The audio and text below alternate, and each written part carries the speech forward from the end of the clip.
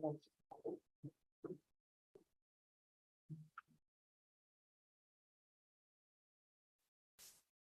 go ahead and grab your ID badge and then have a seat anywhere where there's folks. I'll get your application in just a few minutes.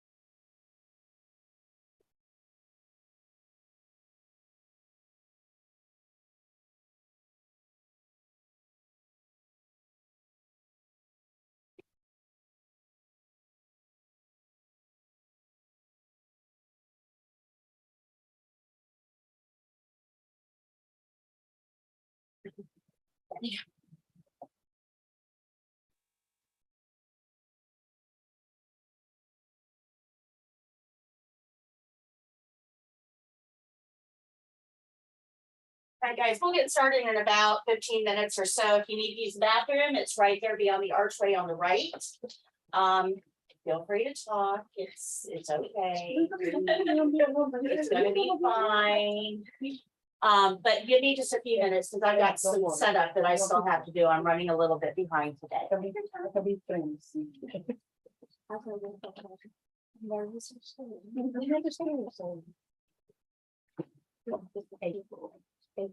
the first time this Hey, so please.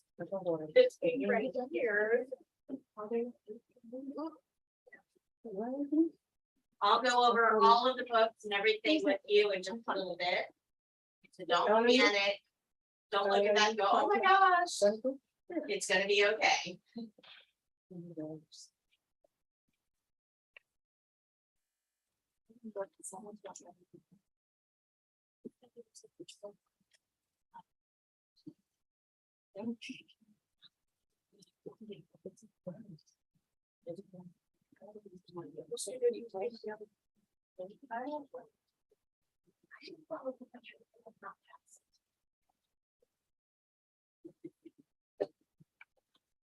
I don't need anything, that's just follow people.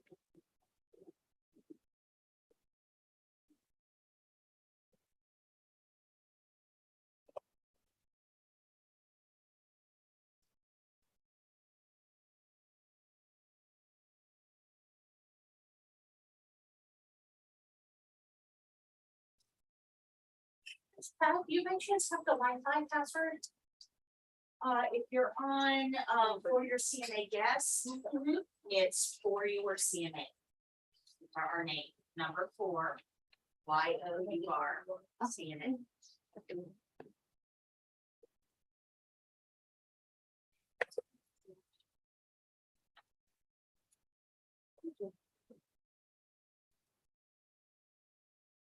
Thank you.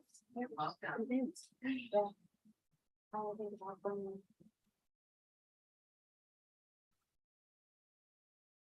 Morning.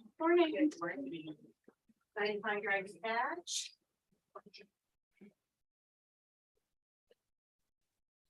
It's not there.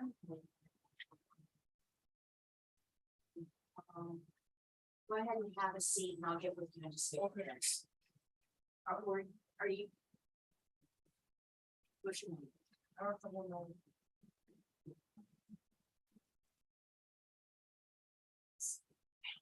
Did you purchase French coffee?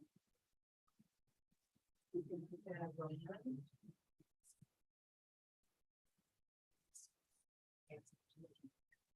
don't have your folder here. Maybe next one. I'll go ahead and see.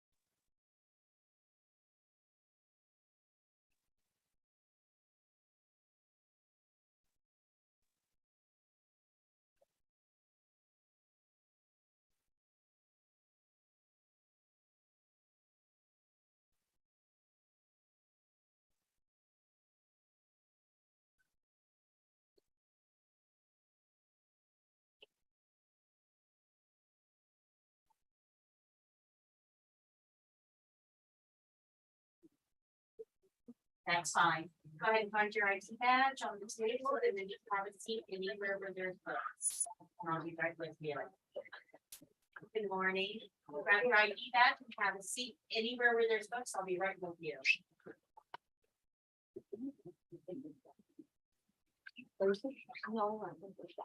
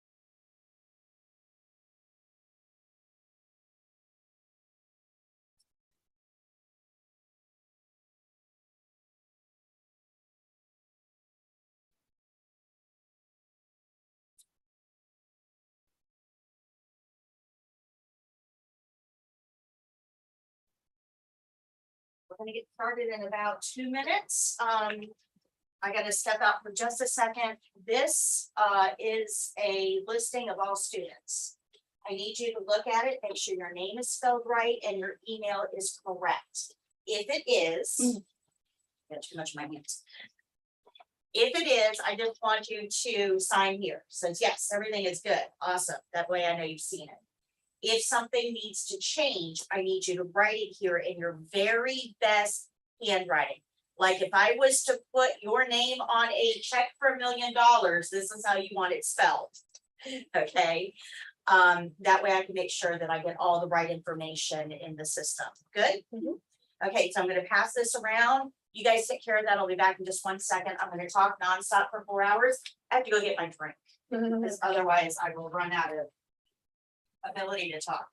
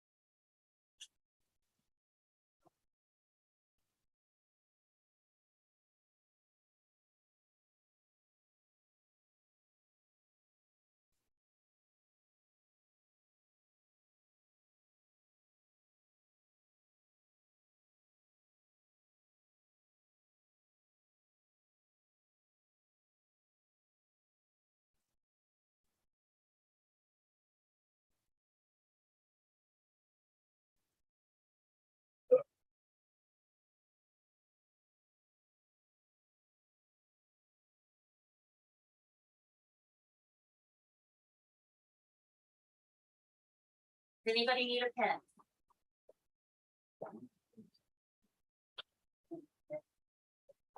Who else? Anyone else?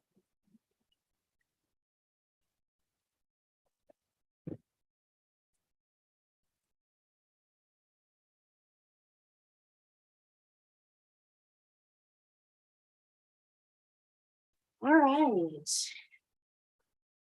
I think we are finally ready to go.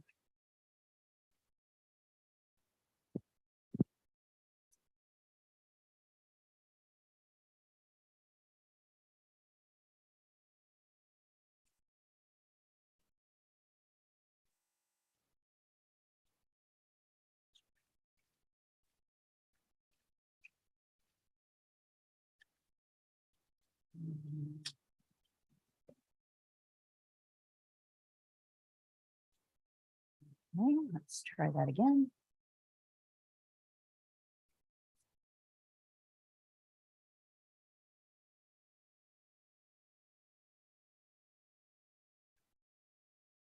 Please hold, I'm having technical difficulties. It happens.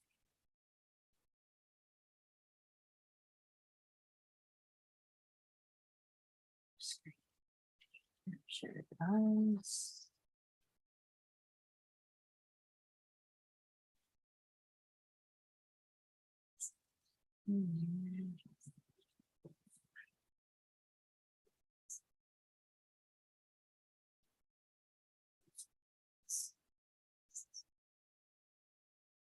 There we go.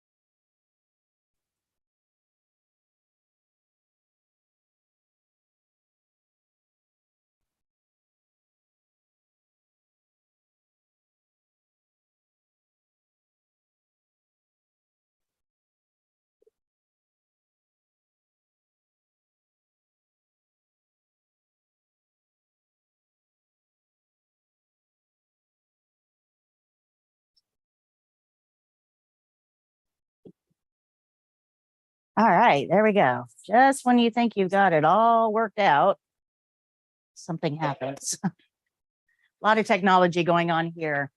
All right. My name is Patricia. Where'd my pen go? There it is. My name is Patricia. I am going to be your guide on this journey. It is not hard. Don't try to make it hard. I'm going to simplify it and make it super easy. So 4 weeks from now, you're going to be amazed at how much you've learned and how quickly with very little effort on your part. The only thing that I ask is that you stay reasonably awake. You will have some homework to do. We'll get into that a little bit later. I'm going to give you a lot of information. I'm going to talk nonstop for the next 4 hours. But you don't even have to take notes. I've done that for you. So like I said, I'm going to make this just super easy. Your biggest challenge is going to be to stay reasonably awake. So give me just 1 second here, because apparently I'm not live streaming. So it's going to be a Monday. Mondays do that. Yes.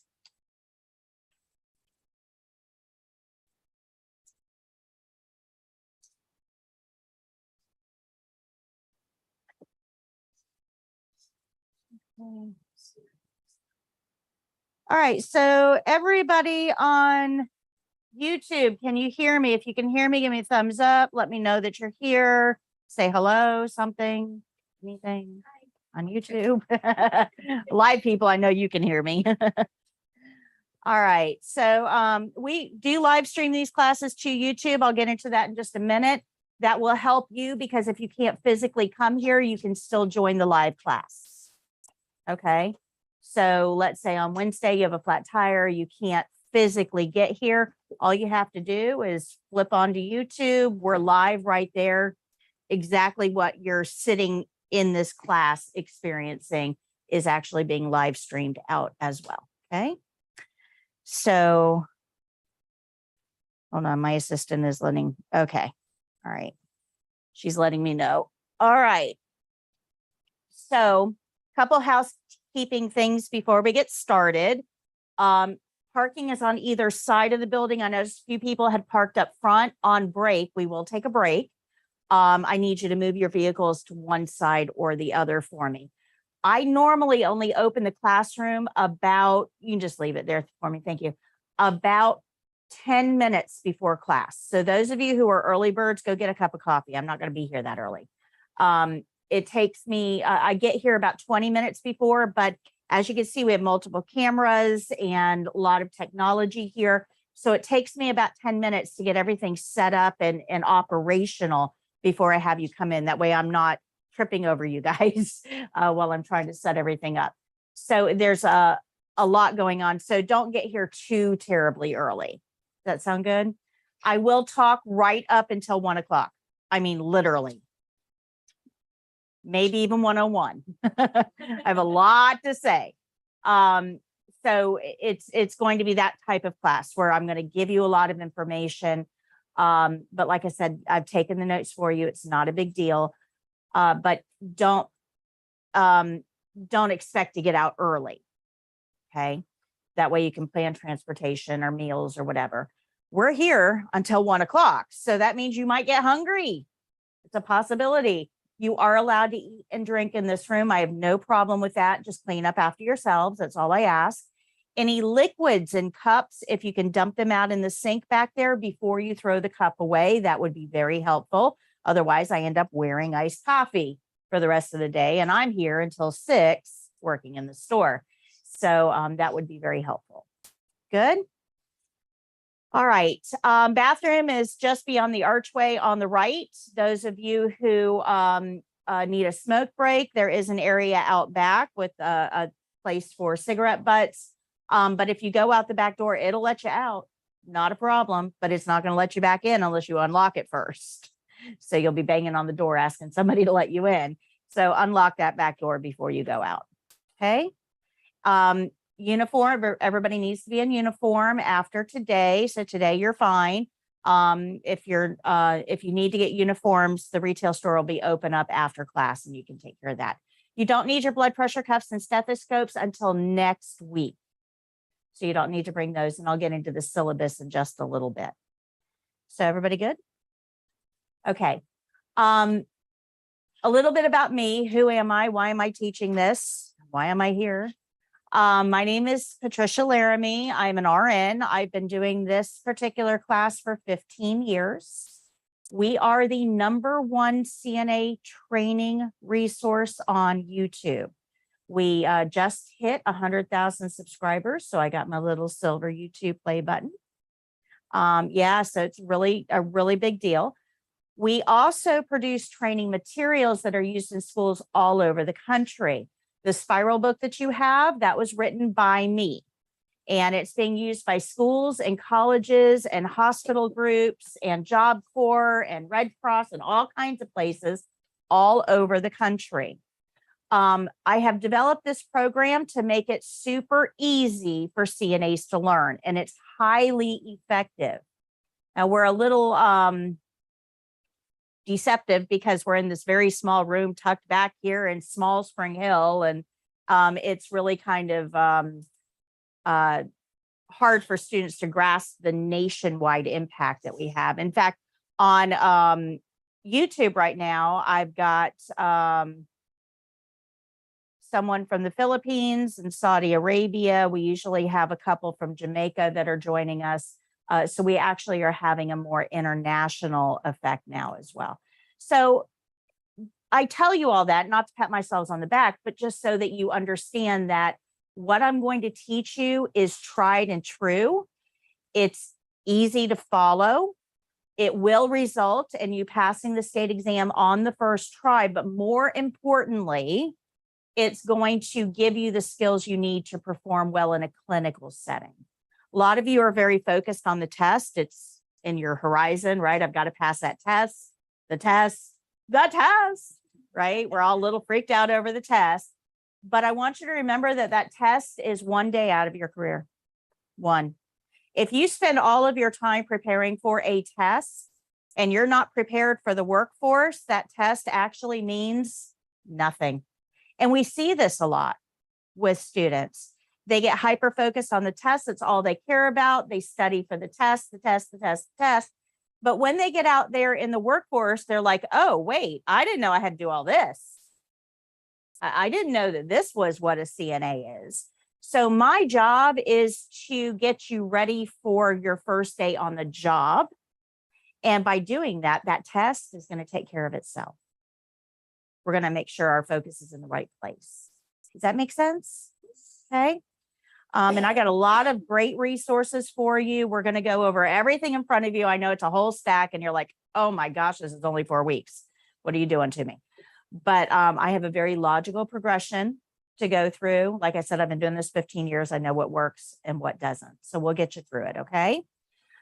I am not that kind of a teacher. If you have questions, ask them. If you don't get your homework done, okay. I'm not that kind of a teacher. I don't care about grades. I could care less about grades. Because if I'm the body in the bed, I'm not going to look up at you and go, oh, what'd you get on chapter 4? Nobody cares. Not a single person cares what you got on chapter 4. I'm going to be concerned about, hey, are you paying attention to the fact that I'm having signs of a stroke right now? And that probably should be reported to somebody, right? That's what I care about as a patient. So that's what I need to get into you. It's not about the grades. I don't care about the grades. It's about the comprehension that you get by doing the work. That's what I'm going to care about. Okay. And if you're not comprehending it, let me know. I've got a million ways to explain this information. And if the way I'm explaining it now isn't getting it for you, just let me know. I got a different way I can bring out, dust off, and explain it. And if you're having trouble, chances are somebody else is having trouble. They're just not speaking up. So be the person that lets me know, hey, I need you to explain that again in a different way. I'm not getting it. Or what? Something, anything. If you need to get up and go to the bathroom, get up and go to the bathroom. You don't have to raise your hand. We're all adults here. I don't need to give you permission for anything. If you need to step outside to answer a phone call, please do so. But please don't answer the phone in class because I have a lot to say and I don't have notes. I do this all from right here. So if I'm distracted, sometimes I may forget to say something. So if you can just kind of keep your phone calls and distractions to a minimum. We will take a break somewhere around 10:30, 10:45-ish for about 15 minutes, somewhere in that, whenever I take a breath. So if you want to go out and get something to eat or drink, that's fine. You're welcome to do so. You can bring it back in. If you're a little bit late, no problem. Just try not to make a big ruckus when you come back in. Okay, so good. Everybody go down the rules. All right. Oh, hi, Cynthia. Cynthia's watching us on her way to work in Brooklyn, New York. So hi, Cynthia. Okay, so we're going to cover a lot of information here. I'm going to explain the books in a little bit. But right now, that spiral book is the one we're going to be working at it. This is yours. You can write in it. This is where all your notes are. You can make notes, you can draw, you can color, you can do whatever you want to in it. It is yours. The other book is not. You're going to return that on the very last day of class. We'll talk about that in a little bit. You're going to return that one on the last day of class. But in order to have a starting point, right, I got a lot of information. By next week, you're going to know almost everything on that back wall. And it's not going to be memorization. I'm not going to give you flashcards and stuff like that and say, memorize this. I'm actually going to go through each one of these points step by step and explain why they're all important. So that by week 3, you're going to be singing along. I'm going to ask you what this is, and you're going to tell me. You're going to sing along. And that's what's going to make you effective, not just on the test, but in a workplace setting as well. They're principles that we have to follow when we're working in nursing. Okay. But we have to have a starting point. And right now, you know your name, and that's pretty much it. And that's a good place to start. So we need to learn a little bit about what a CNA is, what they do, how we know what to do with each patient, what our responsibilities are, and our scope of practice. So we have a lot of information to cover on this topic before I can start teaching you skills, because it doesn't do me any good to teach you how to do range of motion exercises if you don't understand why you're doing them or what makes this patient different from that one. Okay, so we are going to go to page 10 in your skills book. And this is the note. These are the notes for what we're about to go through. I'm going to show you a video on this, because a video really is worth 1,000 words. Now, these videos are available on our website for you to go through if you want to rewatch this.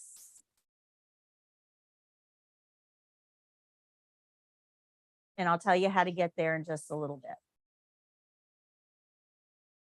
But let's watch the video. Oops. Let's watch the video first.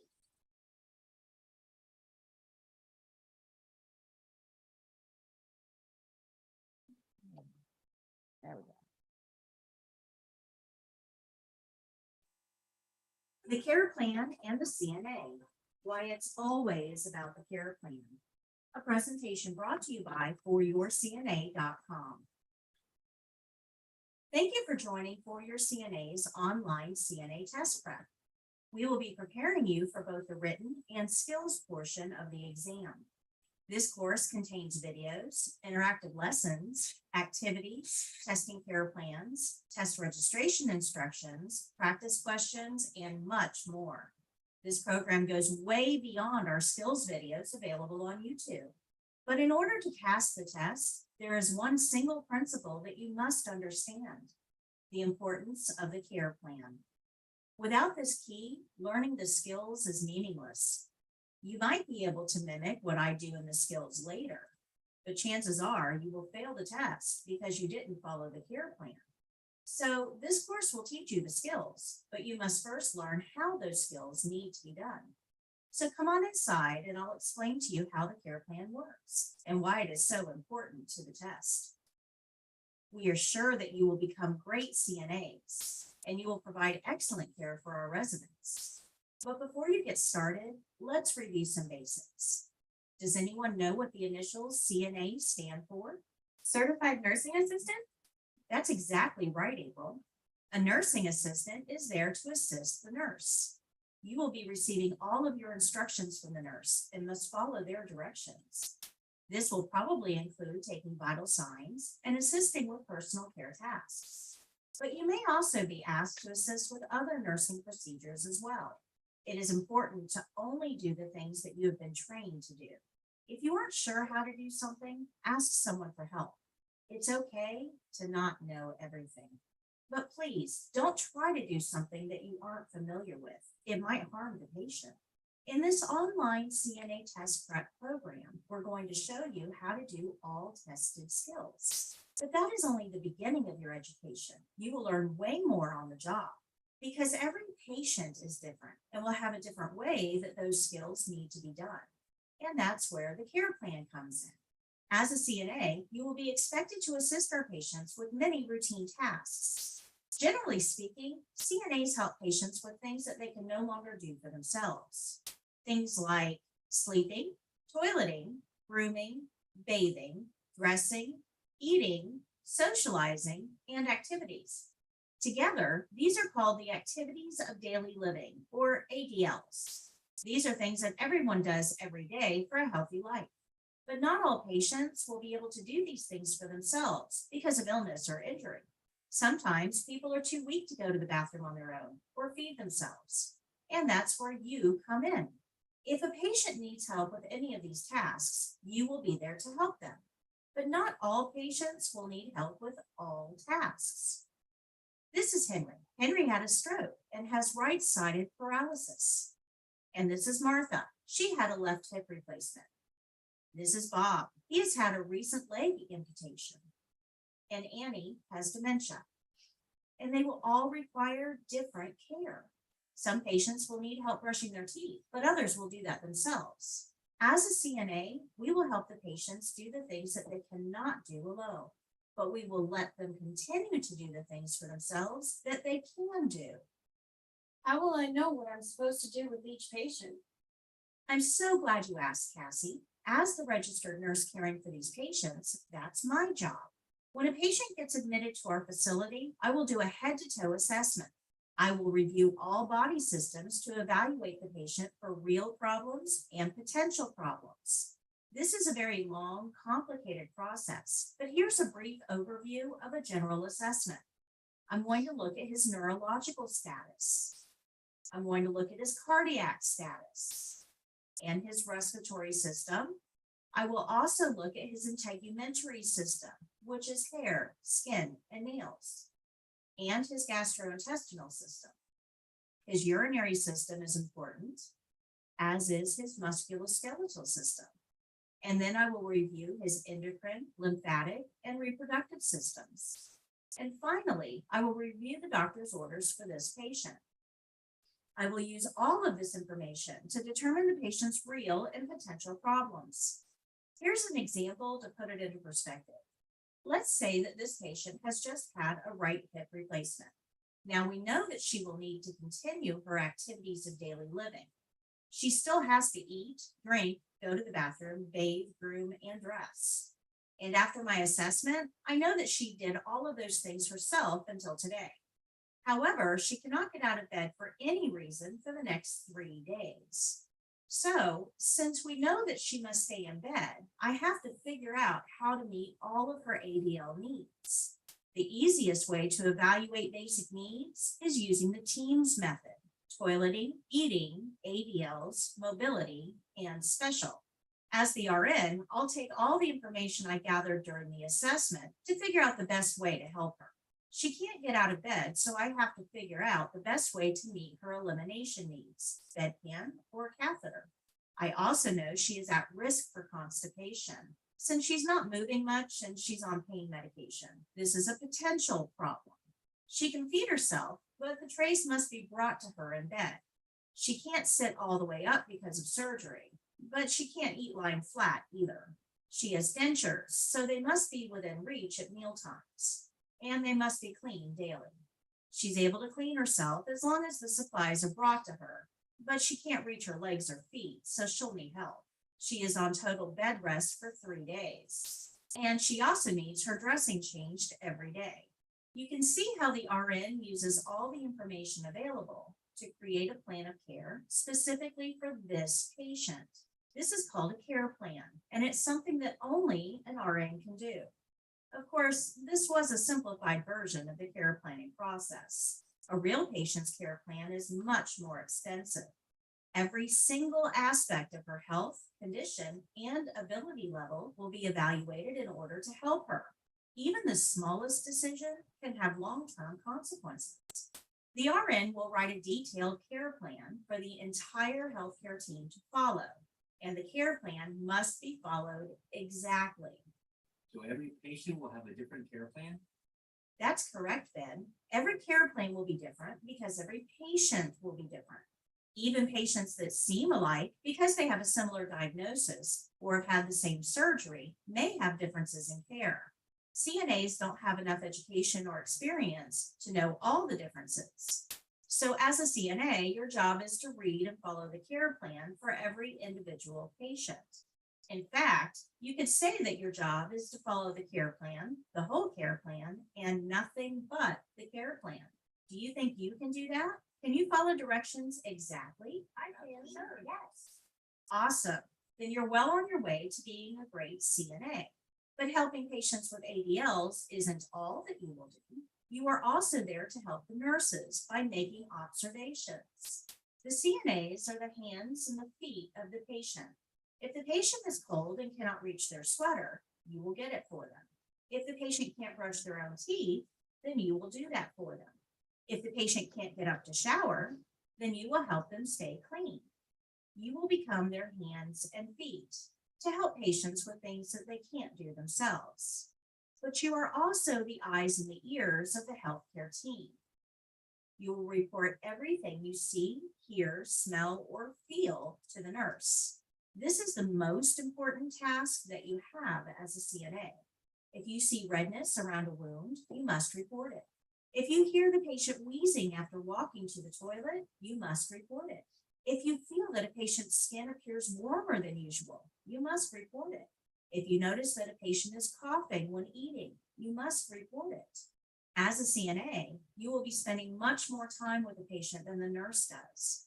So you will be in a position to notice a lot more about the patient.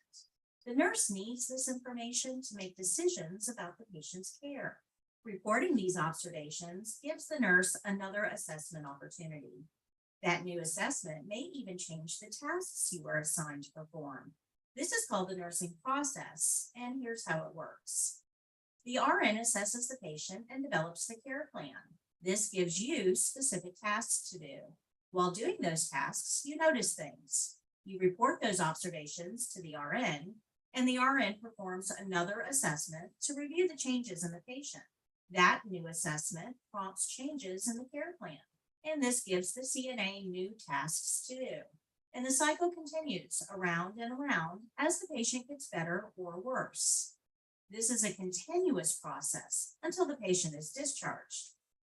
I'm not sure I understand. Are you saying the care plan is going to change all the time? Yes, it could, depending on the needs of the patient. Let me give you an example. The care plan told you to make an occupied bed in room 201. As you changed the sheets, you noticed that the skin on the patient's backside was red and irritated. You notified the nurse, who then reassessed the patient. The nurse decided that the patient needed to be repositioned every 2 hours around the clock. This was added to the care plan as another task for the CNA. Using this model, we can respond to the needs of the patient quickly as their needs change. But it also works for patients that are getting better too. You've been assisting Mr. Hopkins with transferring out of bed and into a chair after surgery, but you notice he isn't leaning on you any longer. You notify the nurse. The nurse reassesses the patient and decides that the patient can transfer on his own now. The care plan is changed, and this task is removed from the care plan since the patient is improving. Doesn't this mean that I'm going to be bothering the nurse all the time? Won't they be annoyed? The nurse should never be annoyed with you for reporting changes in the patient. They are legally liable for every aspect of that patient's care. Since the nurse requires that information to plan the patient's care, they expect to receive updates from you on the changes that you see. But how often you will have to report changes to the nurse will depend on the setting you are working in. Nursing home patients are pretty stable and don't really change all that often. That's pretty common for long-term care facilities like nursing homes and ALFs and even home care. But in other settings like hospitals, rehabilitation centers, and hospice, patients' health can change rapidly. In those settings, nurses and CNAs are going to work closely, and constant communication is required. Since CNAs must follow the care plan and are not allowed to alter it, they can't solve problems. The RN is ultimately legally responsible for the care of that patient. If you have information about the patient that you're not giving to the nurse, the patient can suffer, and the nurse is legally liable for that. Remember, you are an assistant. You are there to help, but the nurse is always in charge of the patient. So all changes, regardless of how minor they seem to you, must be reported to the RN. When the patient is stable, you will not have much to report. It may go days without talking to the RN. But if you notice something, then it must be reported, even if you don't think it matters. If you aren't reporting observations, the nurse can't rely on you anymore. And if the RN can't rely on you, then you aren't a good assistant to that nurse. You must report to the nurse everything you see, hear, smell, or feel. Be a good assistant and report all changes and observations. This is the most important job you have. So the care plan is developed by the RN, gives the team tasks. CNAs follow the care plan and report changes. Let's recap what we learned today. Can you tell me how a CNA knows what each patient needs? The care plan. As a CNA, you follow the care plan, the whole care plan, and nothing but The care plan. anything unusual that you notice about the patient, you must report it to The nurse. Great job. For the exam, you will receive a care plan. What should you do? Follow it exactly. That's correct. If you don't follow the care plan, you will fail the exam. It's that simple. Now that you understand the care plan, I can show you how the skills will be done for the exam. But remember, you must always read and follow the care plan. That's a big part of the skills exam. Take the brief quiz below to make sure you understand. See you in the next lesson.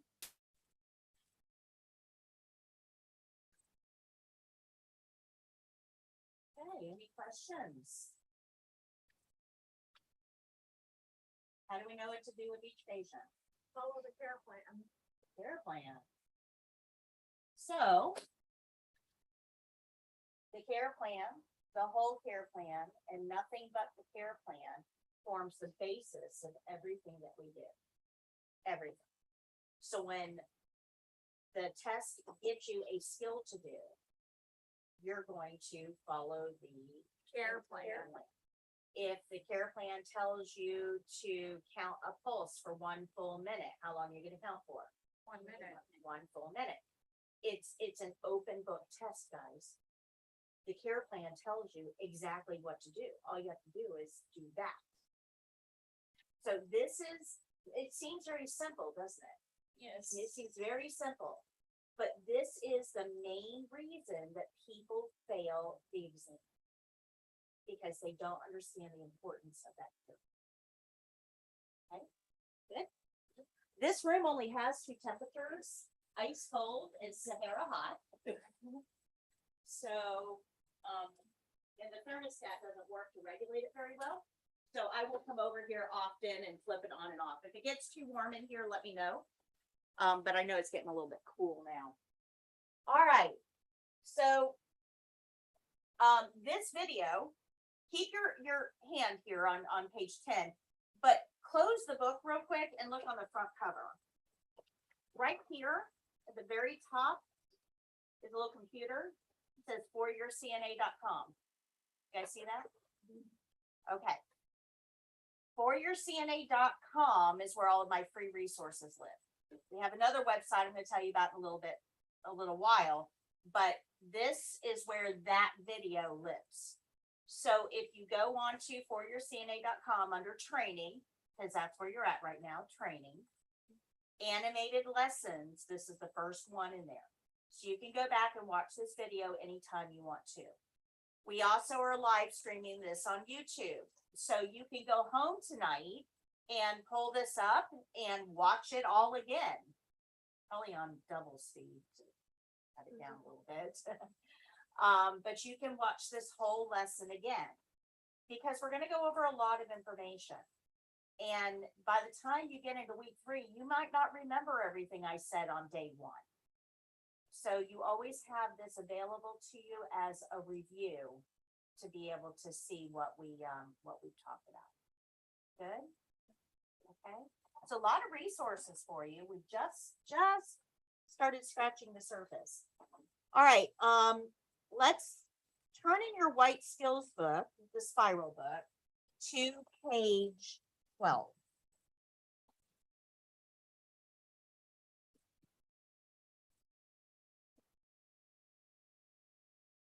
And we're going to see if you learned anything. So I want you to take 3 or 4 minutes to do the activity on page 12. And you can write on this page in this book. Just go ahead and circle the answer that you wish to choose.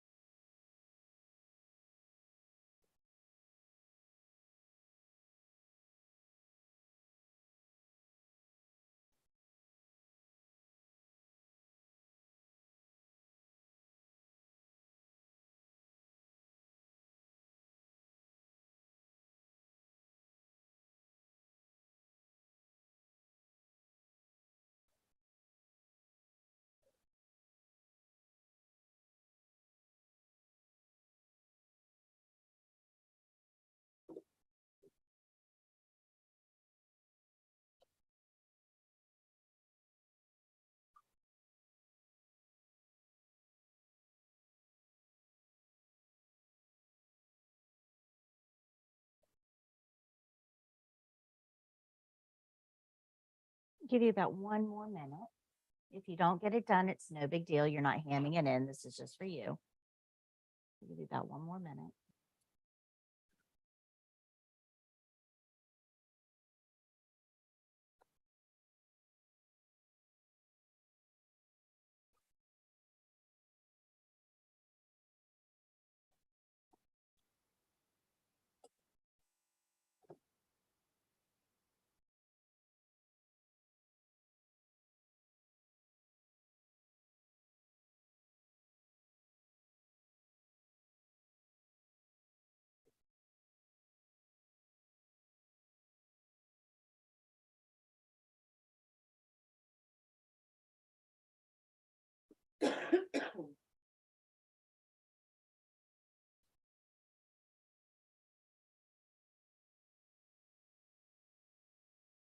This should have been pretty easy for you overall, right?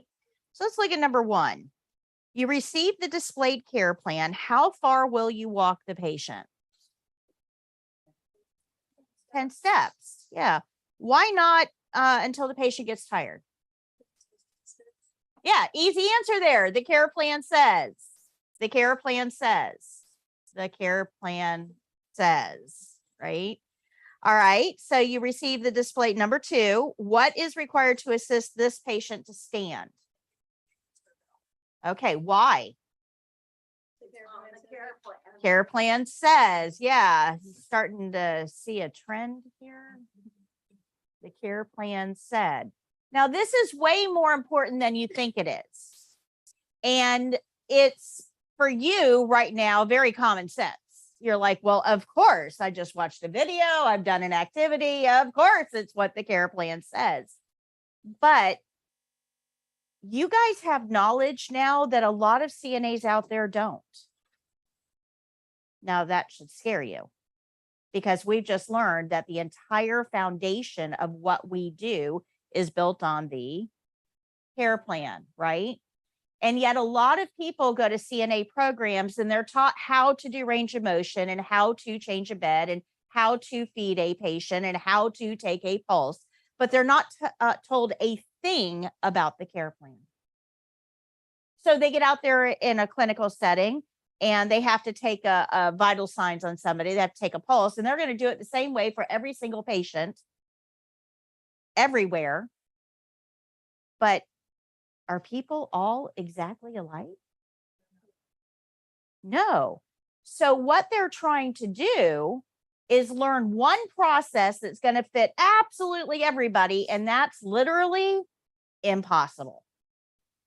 Because people have different health conditions and different levels of ability and different idiosyncrasies.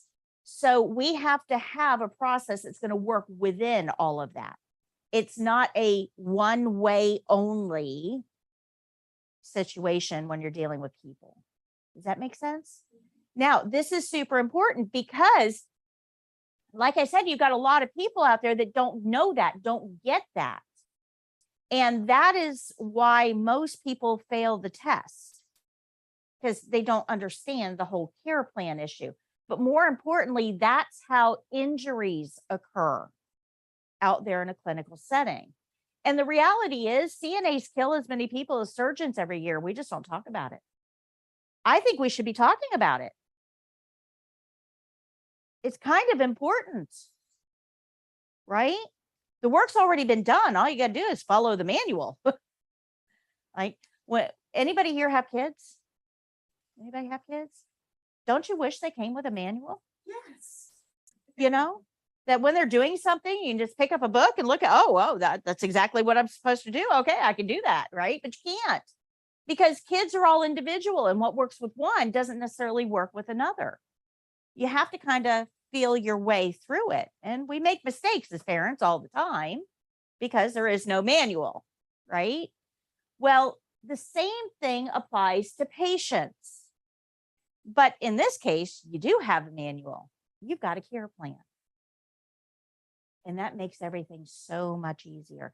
But it also makes sure that we get the right outcome with our patients. Go ahead, you're fine. That we get the right outcome with our patients. So if you don't take anything else out of today, okay, if your brain is now completely full and you can't stuff any more in there, this is the one thing that I need you to remember from today. Everything depends on the care plan. Everything. Good? Good? Okay. So let's go down to really quickly. Let's go down to number 7. It says you received the displayed care plan. What vital signs are you required to obtain? The pulse. Shouldn't you do the respirations too while you're there just because? Not on the care plan. It's not on the care plan. So that's where we get the care plan, the whole care plan, and nothing but the care plan. We're not going to add anything to it. If I'm in there taking the pulse and I think, oh, well, I'll go ahead and take respirations too. It'll save me a trip later because I may have to do that late. That's not our role. We're going to follow the care plan exactly, not add to it. Good. Interestingly enough, pulse is one of the skills that has failed frequently on the state exam. And it's failed because most people count for 15 seconds and then multiply that by 4 to get that whole minute reading. And it's perfectly okay to do in a clinical setting with most patients. We don't have time to sit there and count for 1 whole minute with everybody, but there are going to be some patients that we do have to count for 1 full minute. So as a CNA, how do we know which patients we can do the 15-second thing for and which ones we have to count for 1 whole minute? The care plan. So unfortunately, for this skill, it says to count for 1 whole minute. And a lot of CNAs kind of skip over that. They just do the whole 15 seconds, multiply that by 4, and they don't understand why they failed the test if they got the right number. Why did they fail the test? That's it. So that's your magic understanding of the test. It has nothing to do with getting the number. It has nothing to do with taking the pulse. It has everything to do with making sure that you understand to follow the care plan. That is the test. The test is, I'm going to give you instructions. Can you follow them? It is a giant game of Simon Says. Now, I'm going to teach you how to do all of these skills as we go through this program. I'm going to show you all of them. We're going to talk about the things we need to know about each skill. But at the end of the day, what I say about the skills doesn't matter a bit if you don't understand the care plan. Good. Questions? Okay. So if you know you have to follow the care plan for the test, wouldn't it be nice to have the testing care plans before you get there? Wouldn't that be nice? Yeah. Kind of cheat a little bit. The care plans that you see on page 12, these right here, those are the care plans from the state exam. Those are the care plans. If you get ambulate with a gait belt, what care or what that first clipboard says is the care plan from the state exam. If you get range of motion to the resident's right hip or hip, knee, and ankle, that is what the care plan is going to say. You're told to feed a resident, there's your care plan for it. And if you're assigned to take a pulse, that's your care plan for taking a pulse. So that's 4. We have 20 to learn. You want the rest of them? Go to page 17 in your white skills book.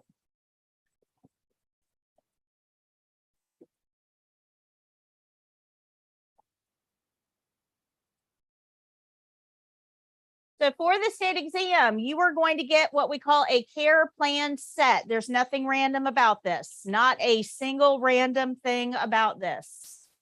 Each one of these care plan sets has 1 documentation skill. Everybody has to document something.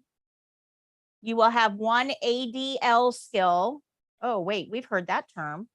What is an ADL? Anybody remember? Activities of daily living. Yeah. So what is an example of an ADL? Socialization. Okay. Socialization. Toileting. Yeah. It's first thing you do when you get up, isn't it? Yeah. Eating. Grooming. Bathing. Dressing. Rest. All of those things are examples of ADLs. You're going to get 1 skill from that category. And you're also going to get a mobility skill. Now, mobility skill is moving the patient in some way, whether it's range of motion, ambulation, turning them on their side, that type of thing. Okay. So you're going to get 1 skill from each of those categories, and that's going to make up your skill set. Now, there's 11 pre-selected care plan sets that are used by the test. You see them here on page 17. This doesn't really do much for you because this is for 1 patient in 1 setting, period. Right? So I put it in here just so that you've got it because students were asking me all the time, hey, can I get those care plan sets? Well, they're in the book for you, but they really don't matter because Henry out there is not going to have any one of these care plans. Either is Martha, either is Penelope. Okay. And remember, all of those patients out there are going to have their own care plans that will be different. These are just the ones we're going to use on the test. Good. I also have them up here so that when you're practicing toward the end of class, toward the end of the program, I should say, you will have some built-in practice time. You get no practice time the first 2 weeks. I'm going to talk nonstop because I've got a lot of information to give you. Now, remember, I just taught you about the care plan in the first 30 minutes of the class, and I told you that is the foundation for everything. Well, I'm going to speak about every single one of these principles with just as much information. So we got a long way to go. So 2 weeks, I'm going to be talking nonstop. But after that, you're going to have a little bit of time built into the end of each class for you to be able to practice. And these are the testing care plans. Now, during the test, when you get assigned 3 skills to do this care plan set, they're actually going to read it to you. They can't trust that you even know how to read. So they're going to read this to you, and then they're going to hand it to you, and it is yours throughout the entire test. So if you forget, oh, what did that care plan say? You can go back and read it anytime during the test. So it is literally an open book test. If you get into the test and you're like, okay, I've got to measure and record the pulse. Okay, I can do that. And you get started and then you, oh, wait, was it one? Did I have to count for one? I don't remember. Was I counting for a full minute? Hold on. I'm going to go over here and look at the care plan to see what it said. Okay, good. Good. So it is important that we understand that we're going to get written instructions and we're going to follow those exactly, but this is going to follow a very logical pattern. And you have this available up here on my podium. You can take it down and look at it, play with it, use it to practice, whatever. On the back, these are the actual checklists that you're going to be used, that they're going to be used when you're performing the skill. This is what the evaluators have in front of them when you take the test. This is it. This is the entire test right here. Right here. And I'm giving them to you. They're right here. You also have them in your book. But the problem is that those evaluators are RNs. This is written for an RN. You are not RNs. So when you're reading this, you're like, huh? I don't know. Did they violate infection control principles? I don't know. Not sure. Because it's written for an RN. What I did is I took these checklists, I filtered them through an RN brain, and I created step-by-step instructions for students. And we're going to get to that in just a minute. That's what the white book is all about. Okay? But you have these available. We'll talk about test timing and the test process a little bit later. But before we go any further, I want to talk to you really briefly about the patient experience. Because right now, you're probably pretty focused on you. It's natural. You've got this test in your horizon, right? Probably focused on you. What skills am I going to get? How many can I miss and still pass? How long do I have to do the test? Right? These are all very valid questions. I'll get to them all. I'll answer them all as we go. But that's not really what the test is about. The evaluator, when they're grading you, they're not focused on you. Every one of those checkpoints is focused on the patient. So if you can kind of rearrange your focus a little bit and start focusing on the patient, you will automatically do better on the test because now your focus and the evaluator's focus is in the same place. Right? Test isn't about you. It'll never be about you, ever in a million years. You guys are all interchangeable. You're all nervous, thrown up in the parking lot, right? Umming and uhing your way through the skills. You can't even remember your name. You guys are all interchangeable. But the one person that never changes is the patient. That's where our focus needs to be. Good? Makes sense? Okay, so what does this mean? Well, we have to think about the patient for a few minutes here. So everything I'm going to tell you is on page 13. Like I said, I took all the notes for you. Let me ask you guys a question. When you are sick, where do you want to be? Home. And there is no place like home, is there? Especially when I am sick. That's exactly where I want to be, curled up on my couch with the Lifetime movie channels, some Kleenexes, and some chicken noodle soup, right? That's where I want to be. Now, if I can't be home, I'm going to get a little grumpy, right?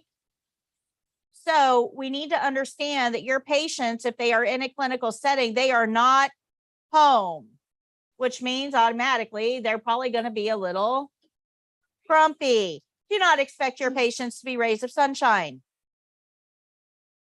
I had one CNA tell me once, well, she started it. Really? Let's go aside and have a discussion about that, because that patient has a right to act sick. Sick patients have a right to act sick. You are grumpy and grouchy when you are sick. Do not expect your patients to be anything other than that. You do not get to retaliate. That's not what this is about. Ever. We have to set our expectations here. If you've got a nice patient, that is a good day. That is a really good day, because patients have a whole lot going on, way more than you think they do. So first of all, they're not at home. The second thing is they're a little self-absorbed at the moment. They're thinking about things like, what is this illness going to do to me? Am I still going to be able to work? How am I going to pay the bill? Is my job still going to be there when I'm done with this? Who is feeding my cat? What is my significant other doing? Why did nobody bring me a phone charger? Right? They got a lot of things going on in their brain. You come in and you start talking all fast and using words they don't understand. Do you think they're going to pay attention to you? No. No, they're grumpy, they're grouchy, and they're not focused on you. Now, on top of that, they're probably medicated, because that's where we get the good stuff, right? So you may have to repeat yourselves a few times. You may have to find a different way to explain what you're doing, but you never, ever, ever go in and just put your hands on somebody that you don't know. We have to get their permission. We have to explain what we're doing, and we got to get around all of that stuff to be able to do that. Does that make sense? Okay. Now, I want you to remember that you, when you go to work, you get to know your coworkers. You know where to clock in and clock out. You know where to go get lunch, right? This becomes a familiar work environment for you. You're there all the time. That is not a familiar environment for your patient. They don't know where they are. They don't know how to find anything. And most importantly, they have no idea who you are. You are a stranger dressed in pajamas. Right? You're a stranger. Now, we forget this when we work in healthcare. We forget this because we're not a stranger to us. We know who we are. We know where we are. We know all of our coworkers. Why are they acting all weird? Because you're a stranger and you're taking off their clothes. I don't know about you. If somebody comes in my room at 6 o'clock in the morning and starts taking off my clothes, I'm going to fight first and ask questions later. Right? But we forget this. We forget that our patient is in a totally different frame of mind than we are. To us, this is just a task that needs to be done. To your patient, this is a loss of independence. This is a stranger doing something that they may not be all that thrilled with you doing. This is a sudden change for them. Does that make sense? Now, on top of all of it, that's all bad enough, isn't it? Right? But on top of all of that, I really need a break. You know, I have been working really hard. I work 16, 18-hour days, 7 days a week. I need a break. But I can't call up my local hospital and say, hey, you know what? I need a couple days off. I'd like to reserve a room, window view, you know, massages, fresh flowers. I can't do that, can I? No. If I want that type of experience, I'm going to go book a hotel with a spa or something, which I'm not going to do, but I can't call up my local hospital and reserve a room. In order for me to get a room at a hospital, I've actually got to go in and prove that I'm sick enough to have that space. Anybody ever go to an ER? Yeah. An ER's job is to get you out, not upstairs. They want you discharged, not admitted. And if you get admitted, they have to prove that you were sick enough to be admitted. So this is competitive entry. To get that bed over there, you got to jump through a whole lot of hoops and prove that you were sick enough to get that bed. Good? All right. So now we have the sickest people in our community, the very sickest. We made them prove they're the sickest. And we put them all in one place. Now, their immune systems are currently working overtime trying to get rid of whatever's trying to kill them. Her immune system's super busy right now, but I've got her in the same room as somebody else who's got something else going on with them that's trying to kill them. Now, if I take that person's pathogens and bring them over here to her, she may not be able to fight them off because her immune system is already currently occupied. This is a scary place for patients. This is the scariest environment imaginable. They know that every other person in that place is sick and has pathogens different from theirs. And they're already working overtime trying to fix whatever's wrong with them. And they know that if you go over there and pick something up, there's a very good chance, actually 1 in 25 chance, that you're going to bring it back over to them. 1 out of every 25 people in a clinical setting get an infection that they did not come in with. That is us. And that infection is likely to kill them. Now, those numbers don't really mean much to us. So let me put this in terms you can understand. Anybody ever like to go to theme parks, ride rides, right? I'll pick on It's a Small World, right? Kind of boring.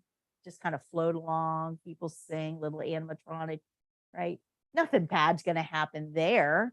It's a small world, right?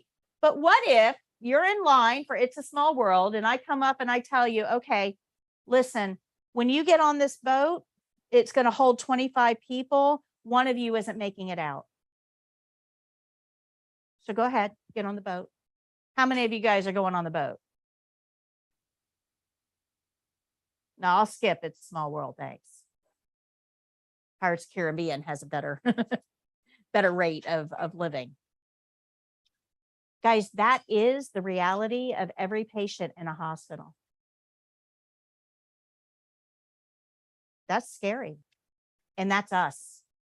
Now, it's even more important that we understand that CNAs spend way more time with the patients than anybody else. We're all up in their business. We're brushing their teeth. We're helping them with toileting.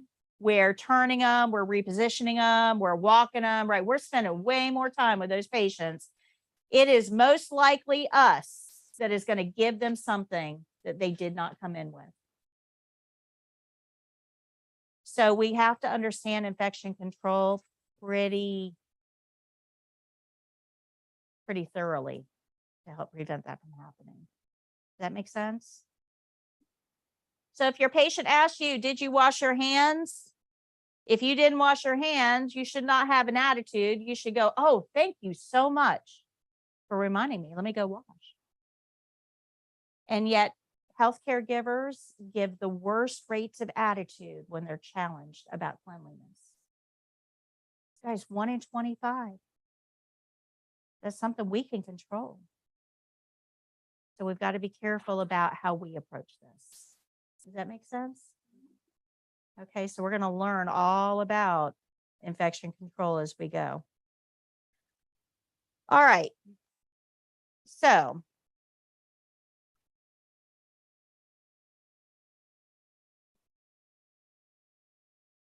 let's talk about the test.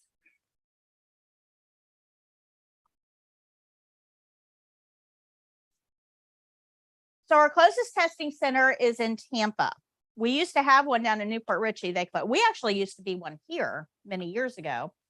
They moved it to Newport Richey because it was a bigger area to draw from Pinellas County and, keep the testing center busier. They've actually shut that one down. So for us, the closest one is in is in Tampa. Those of you in Citrus County, you also have one in Ocala if you want to drive to Ocala.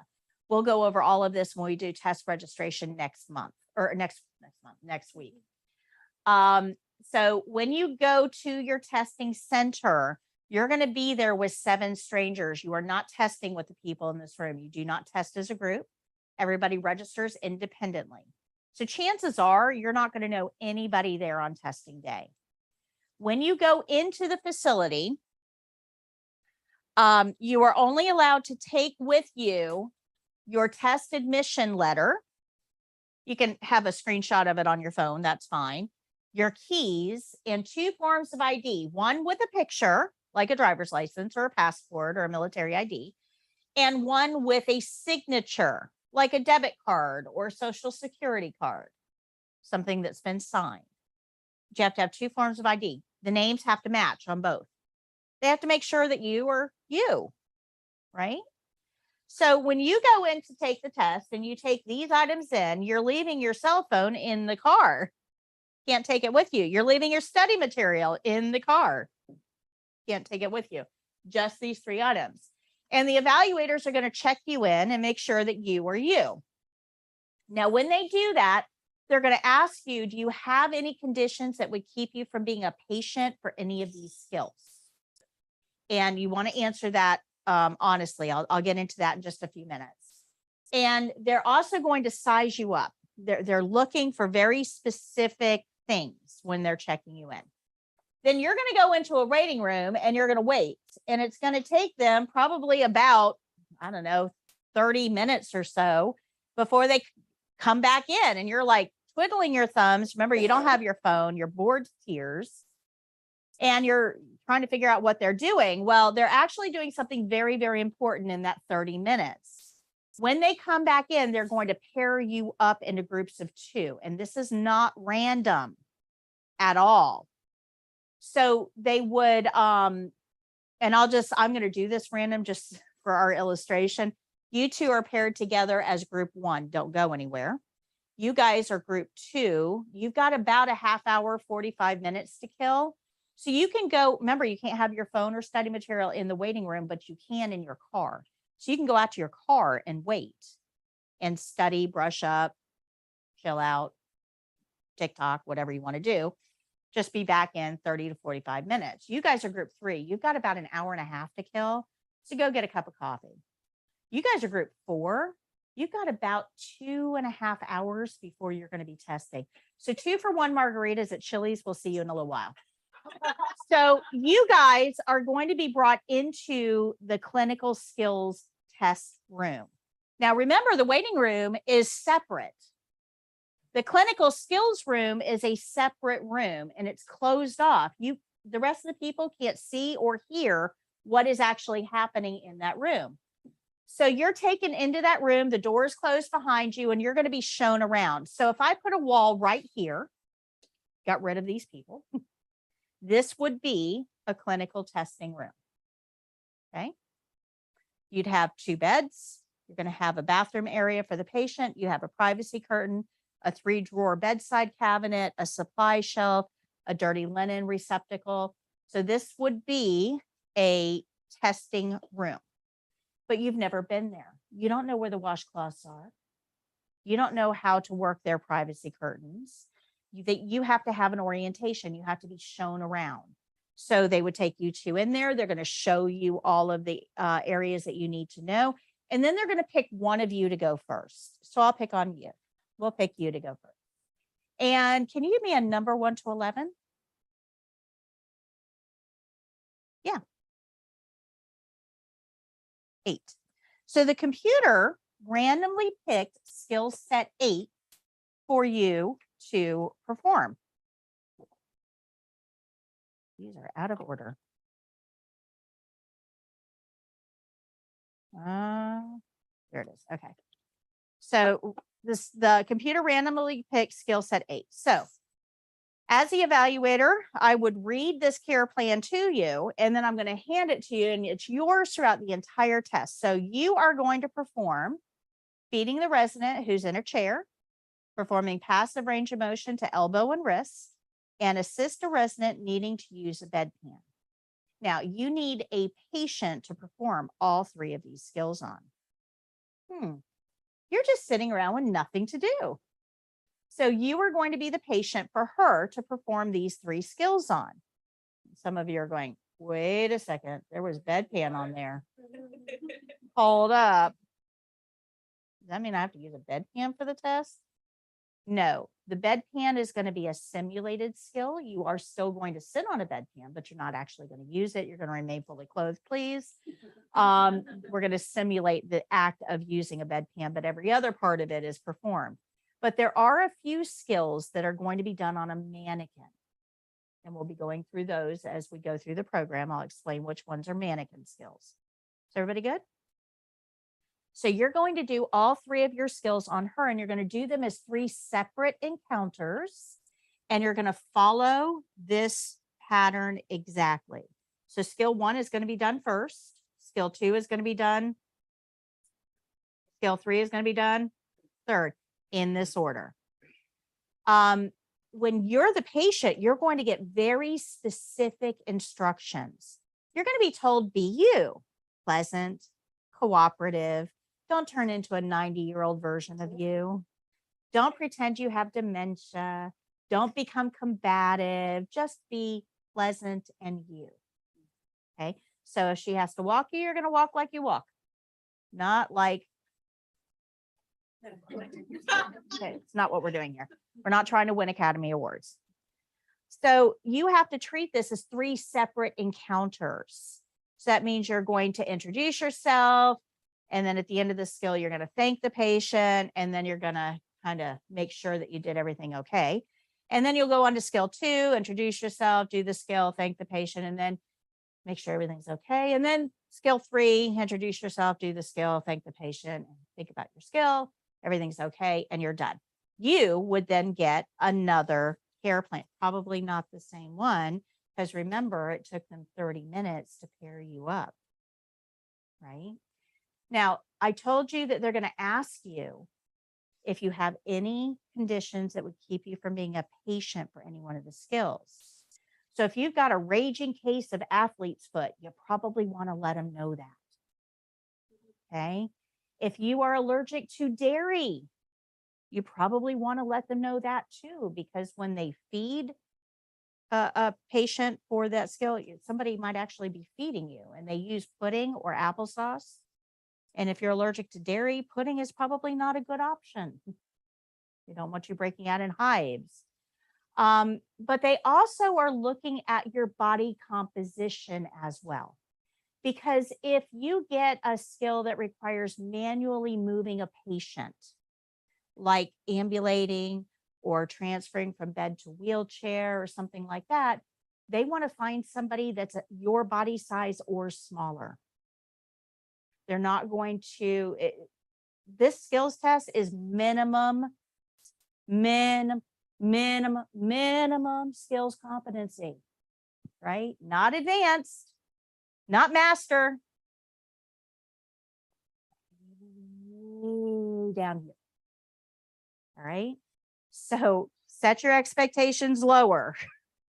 It's not that hard of a test. They're not trying to cause you to fail. In fact, they don't want you to fail. We need CNAs out there. You just have to prove you're not going to kill the patient and that you understand the care plan is what tells us what to do. That's the test. It's not hard as long as you're prepared for it. Good. Okay. So she did her 3 skills on her. You did your 3 skills on her. And then you guys all go back to the waiting room. You're done with skills, but you're not done with the test, because there's a second part of the test. There's a written exam, 60 questions, multiple choice. And I've got lots of stuff to get you ready for that as well. A lot of the questions are on the care plan, right? So I've already started preparing you for that written test. But you guys go out to the waiting room. Group 2, you're brought in, shown around. You get a care plan. You'll do your skills on her. She'll do hers on you. You go back out to the waiting room. Group 3, we're going to repeat the process. Group 4, you stumble in from Chili's. You complete your test. When all 4 groups are done with the skills test, then you would go into the computer room. You're going to take a 60-question multiple choice exam on the computer. You need no computer skills other than knowing how to move a mouse. That's it. They'll get you signed in. They'll get you all set up. You don't have to have any computer knowledge. Just know how to move a mouse. All right. So this is just a graphic explaining how they're going to pair you up into groups.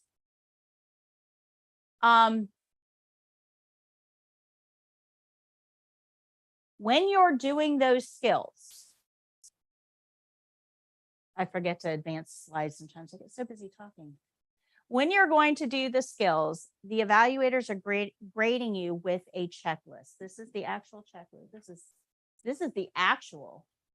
is what the evaluators have in front of them. But each one of these steps is going to be weighted. They don't all count the same. One of the most common questions I get is, well, how many steps can I miss and still pass? And it doesn't really work that simply. Let's talk about mouth care for a second. If I have to do mouth care on this patient right here, is she in a safe position to brush her teeth? No. Why?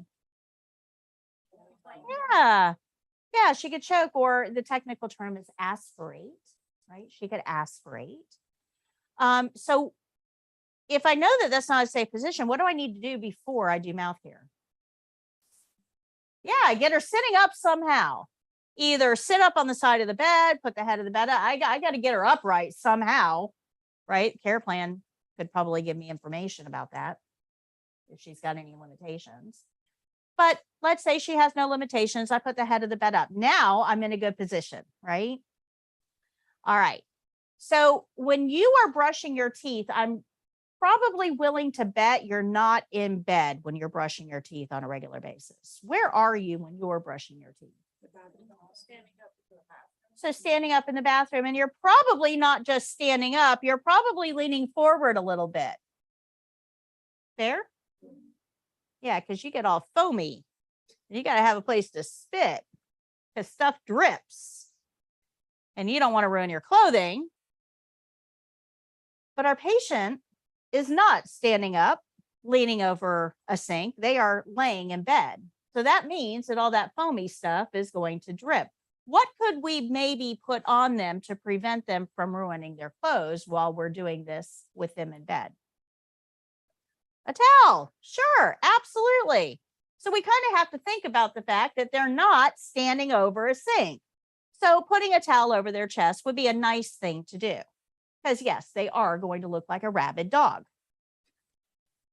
Okay, so if we don't put the head of the bed up, our patient dies. Seems kind of extreme, but could happen. If we don't put a towel over the chest, the patient gets messy, but they don't die. So which one of those steps do you think is going to count more on the state exam? Sending the patient out. Right. So this is what is called a weighted score. Steps that are important to the safety and well-being of the patient are going to count more. Steps that are like, yeah, that's nice to do. That's a good idea, but it doesn't impact the safety or well-being of the patient. They're not going to count as much. Good? Makes sense? So I can't tell you, oh yeah, you can miss 3 things on any skills test and still pass, because that's not true. What 3 things did you miss? If it's something that killed the patient, yeah, 1 is all you need. Just 1. And that would fail you. So my job is to get you the information about the skills in a way that it wouldn't even cross your mind to do that skill without that step. Okay? Good? Okay, starting with mouth care, what's an important step? Yes, sit them up. Absolutely. So good? Questions? All right. So the evaluators are going to check off everything that you do correctly. So this is, you did step 1 good, you did step 2 good, you forgot step 3. Uh-oh. So that, because it doesn't have a check mark, is called a deficiency. Now, at the end of the test, when you've done all 3 of your skills, the evaluators are going to put into the computer everything without a check mark, all your deficiencies. Good? Good? The computer is going to decide what passes or fails you. The evaluators do not. The evaluators have no authority to fail you. All the evaluator does is watch what you do, put a check mark on the page, and then enter anything without a check mark into the computer. The computer is going to decide how important that step was and how it's going to affect your score. These are deficiencies. Now, when you take your test, when you're all done, you are going to get a printout. This is the printout of the skills exam. Okay. So here it tells you, congratulations, you passed. It has your name at the top. And down here, it tells you the skills that you had, and that will actually fall over onto the next page as well.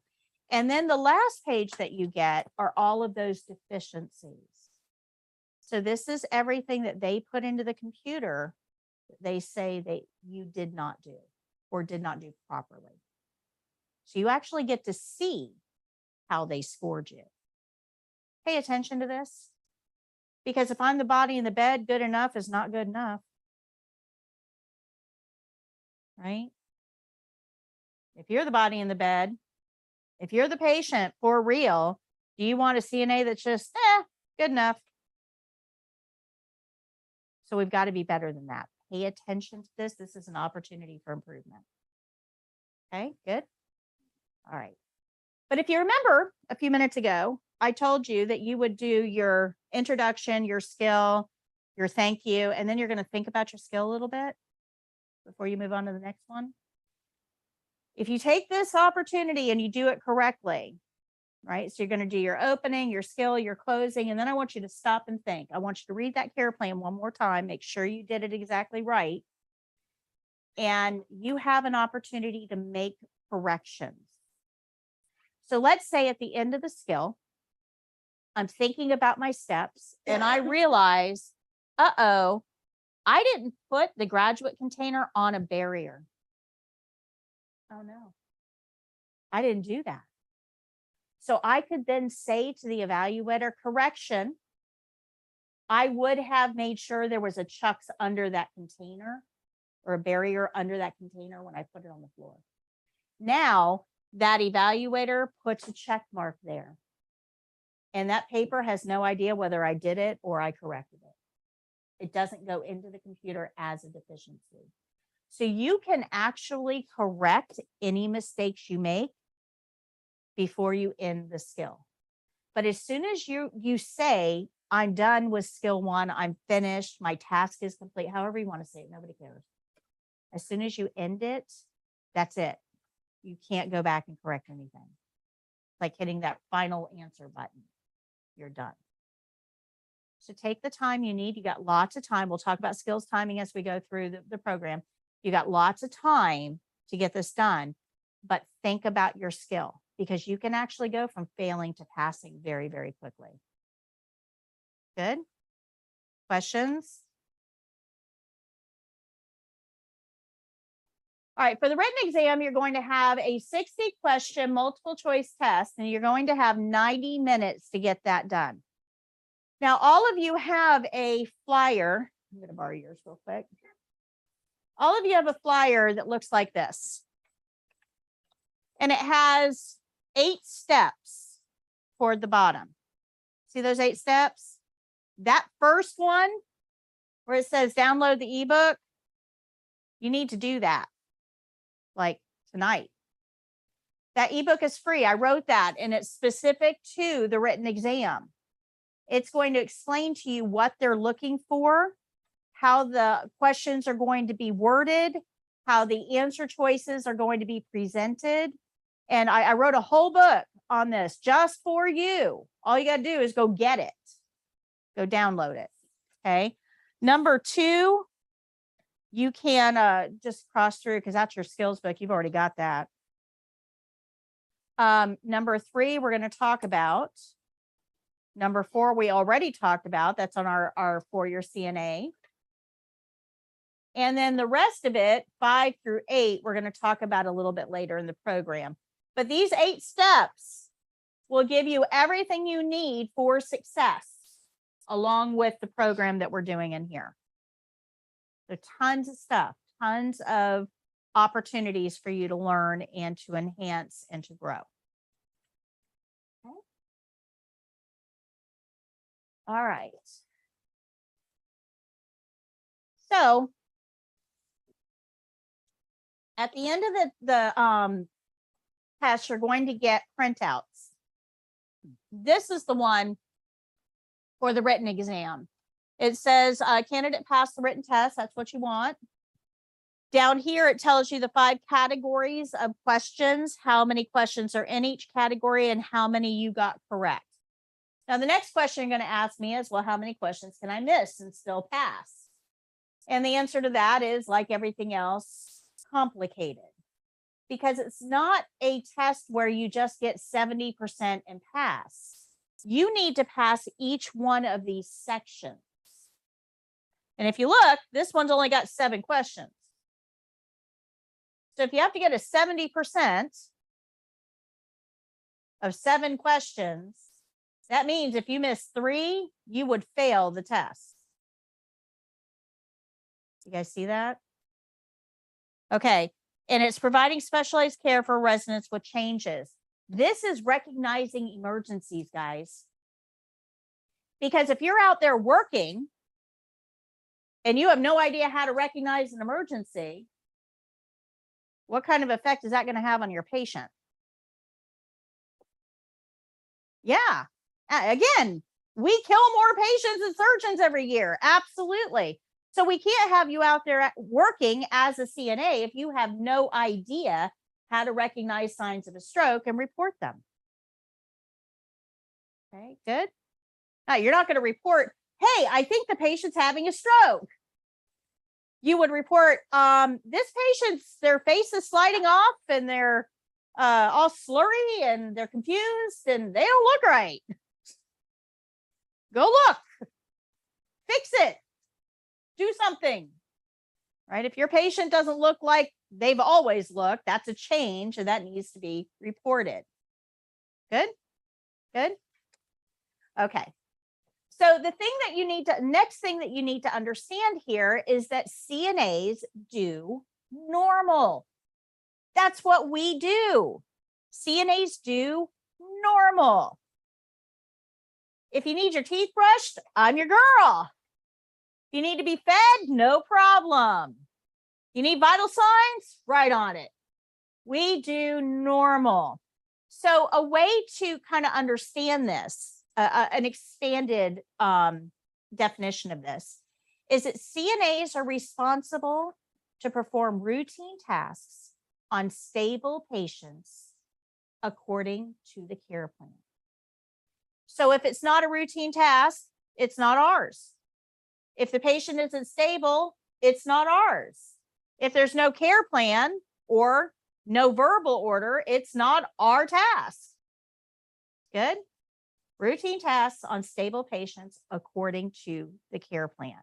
An easy way to remember that is CNAs do normal. Good? Okay. Now, so we know what to do. Our care plan tells us, right? We know who to do it on, normal patients.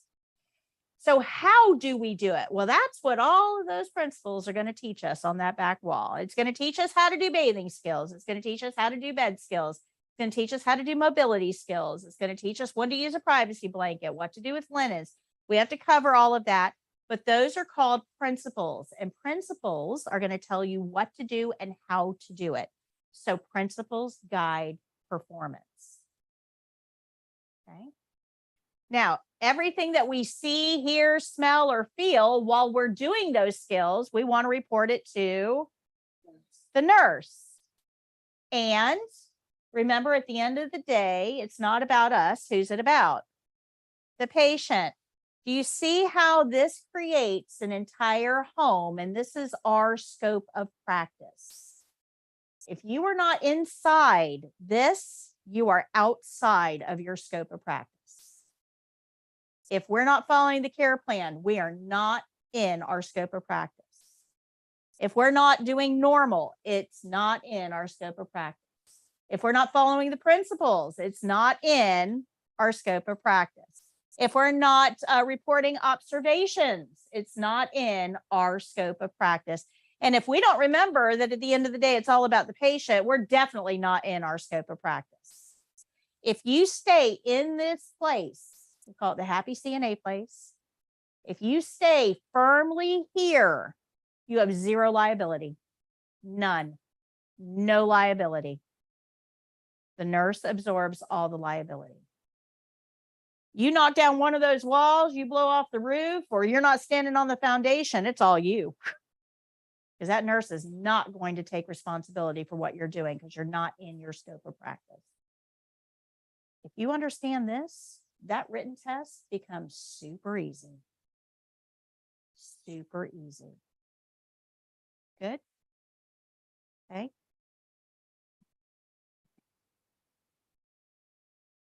All right. So one other thing in Florida, we have in the last group that went through, they said they only had one evaluator, but Florida had two. I don't know whether somebody was just absent. So I'm still finding out about that.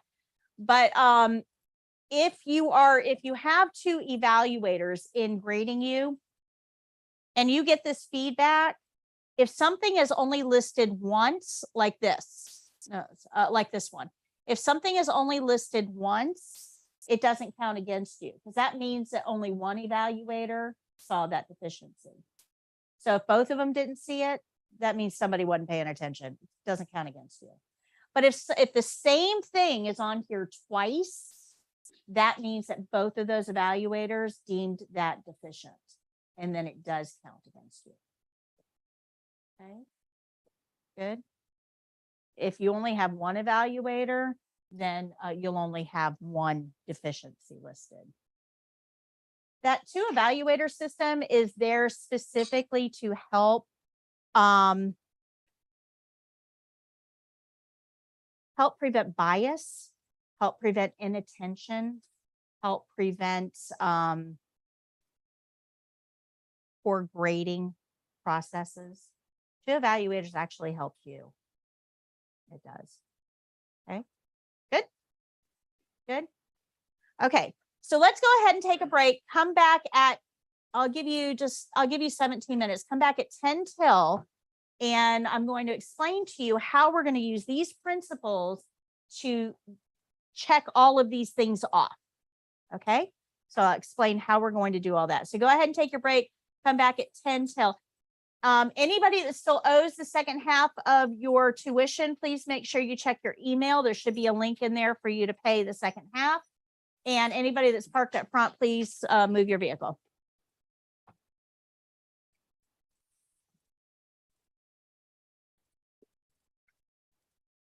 And Sinarine, if I'm saying that right, Lol, I need to see you, please.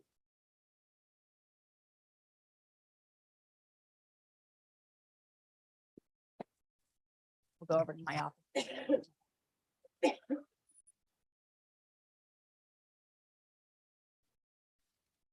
There is one in the retail store. If you go into the store next door, go all the way to the back, past the thin rooms, take a right first on right.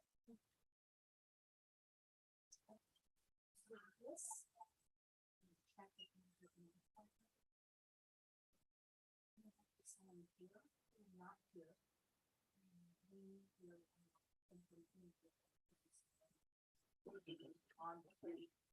And this is.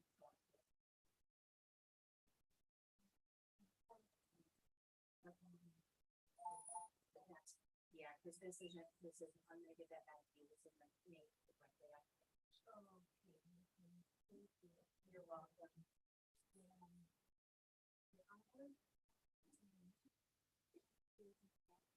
Yes, absolutely. Yes.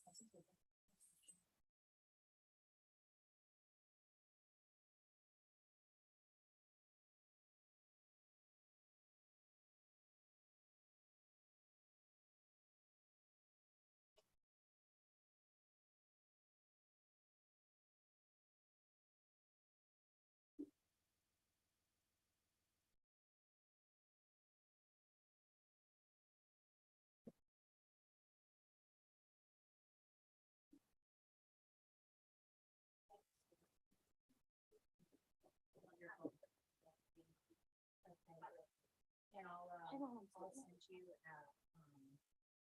a receipt in your email. Oh.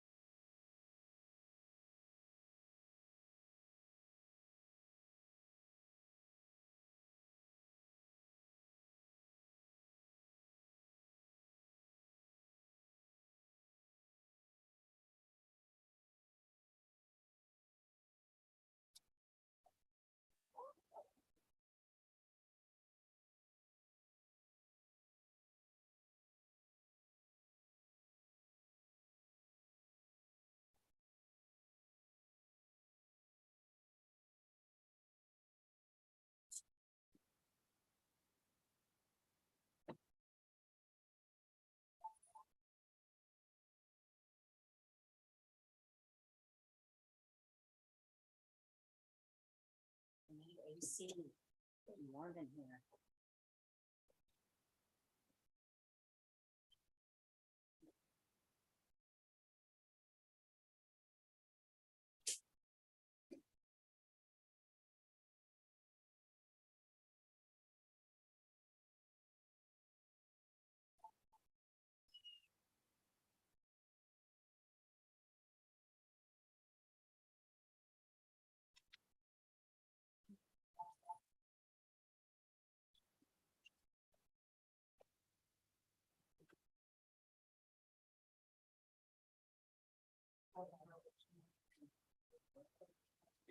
I need yours because we're speaking,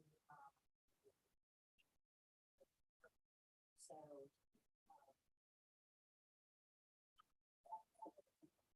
So can I get you to put more into?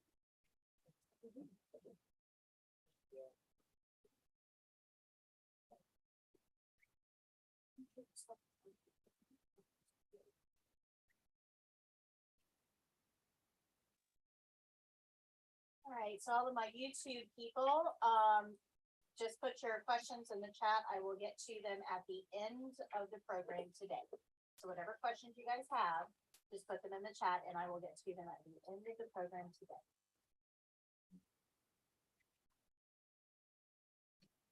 And for you guys, if you do choose to join virtually, I don't, oh, I have it up here so I can see when people post, but I'm not paying attention to it when I'm talking.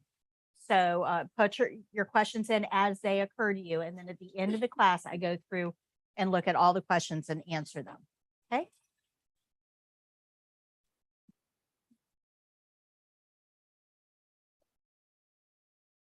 Okay.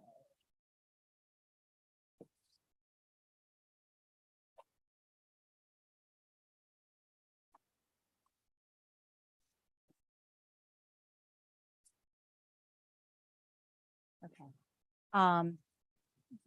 Yeah, there is somebody here, right? Okay. What I want you guys to do is, we're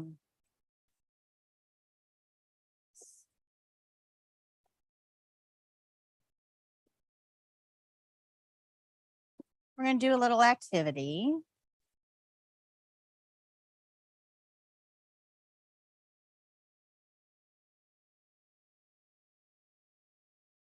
Maybe.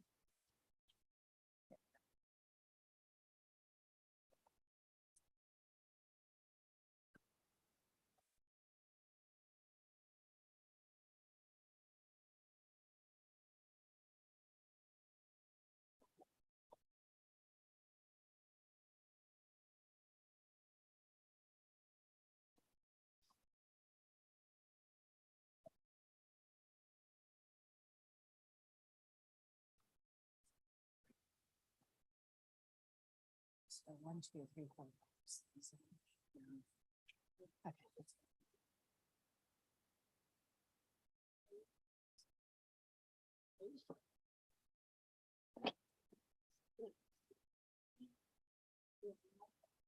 1, 2, 3, 4, 5, 6, 7, 8, 9.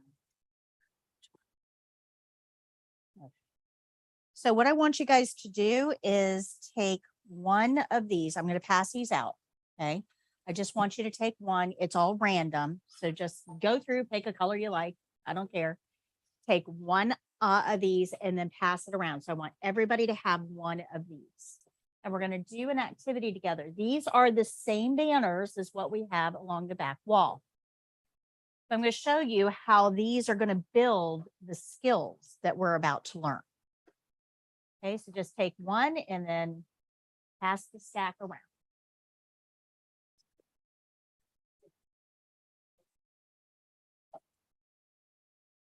Okay, so while we're waiting for you guys to do that, in your white skills book, go to page 35 for me.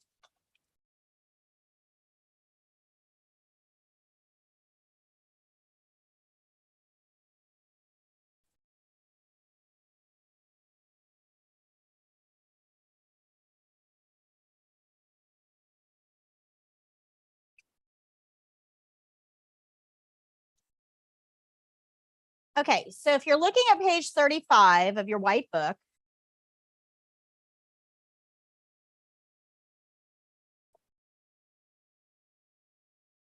the first thing you see at the top of the page is care plan. You guys see that? What do we know about the care plan? We follow it. Yeah, absolutely. Absolutely. This is the care plan from the state exam. So when you get the care plan set, one of these, what you see at the top of the page is what you would see on here. Okay, they go together. Now below that is your supplies, and you do have to learn your supplies because as a nurse, I'm not going to say, what's your name? Yep. Nadia. I'm not going to say, hey, Nadia, go give a partial bed bath. And you're going to need to take with you a basin, soap, lotion, a clean gown, 4 washcloths, 2 towels. I'm not going to go through all that. I'm just going to say, Nadia, go give a partial bed bath, right? You're expected to know what supplies you need to do the skill. This is going to take a little bit of time and effort on your part to learn the supplies. I do have a way to make it easier though. On each skills page, you're going to see the supply list there at the top, right under the care plan. So you can make your own flashcards, but I also have these pre-printed flashcards. Now, part of these flashcards, if I can get there, are the supplies.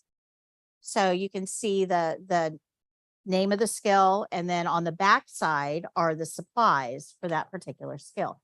So it's a really easy way to learn all of the supplies in flashcard form. Below that, you see a step-by-step instructions. So to take a pulse, there's 16 steps that you have to complete. But a lot of these steps are the same for all of the skills. And we're going to learn that in just a minute. Once you've done the skill once or twice, if you take this book home with you, find a live human laying around. They have to be live because dead ones will help you very much. So find a live one, hand them this book and say, okay, I'm going to do this skill, but I don't know what I'm doing yet. So can you read me step 1 and step 2? Now step 3. Okay, step 4. And they read it, you do it. This way you can make sure that the muscle memory that you're developing is exactly what's required to do the skill properly. Now, once you've done it once or twice, you don't need them to read all those steps out to you anymore. Now you should say, okay, read it to yourself. Don't read them out loud, but watch me and see if I did it correctly. So you can create your own evaluator at home using this book. Good. Okay, once you've done it a couple times, you don't need all 16 steps. We can just shorten this and just do a real brief Cliff Notes version. That's that gray box. The gray box are the short steps. It's assuming that you've got the basics down, that you kind of know what the opening is and you know what the closing is. Good. Questions? That's the other part of this flashcard set. So there's a section in here for all the supplies, and then each one of the skills has the gray boxes as well. So again, this makes a really, really nice way of practicing. Now, in order to learn these skills, we're going to learn the principles, and that's the last section of this. It has the principle and then all of the steps within that principle. These I sell on my website for $19.99 while you're enrolled. So up through graduation day, you can get them for $14.99. Okay, just go over to the retail store, let them know that you want to buy the flashcards. They have them over there, and you can get it for $14.99 up through graduation day. Okay. They're heavy duty, they're full color, and they're very helpful for practice. So good? Okay. So what we have to understand is that a lot of these steps are going to be the same. So if you look on page 35, look at step 1, 2, 3, and 4. You guys see those? Now go to page 37. Look at steps 1, 2, 3, and 4. Go to page 53. Look at steps 1, 2, 3, and 4. Go to page 68. Look at steps 1, 2, 3, and 4. Yeah, seeing a trend? Okay. So that's because when you're looking at the checklist that the evaluators are going to use, there are steps that have to be done for every single skill that we do, every one. So greeting the resident, addressing by name, and introducing self, you're going to see that on every single checklist. Provide explanations to resident, every single checklist. There's others at the end we're going to talk about as we go through, but there are common traits on every single checklist. And that's what I created these principles for. So instead of learning 16 steps for pulse, 14 steps for respiration, 32 steps for this, 28 steps for that, those numbers get really big in a hurry, right? So instead, how about if we just learn 11 principles? That's it. Just 11 things. That's easy. It's super easy. And then we're going to use those 11 things and we're just going to recycle them for different skills. Good? So I'm going to show you how this works. We're going to be evaluators for just a second.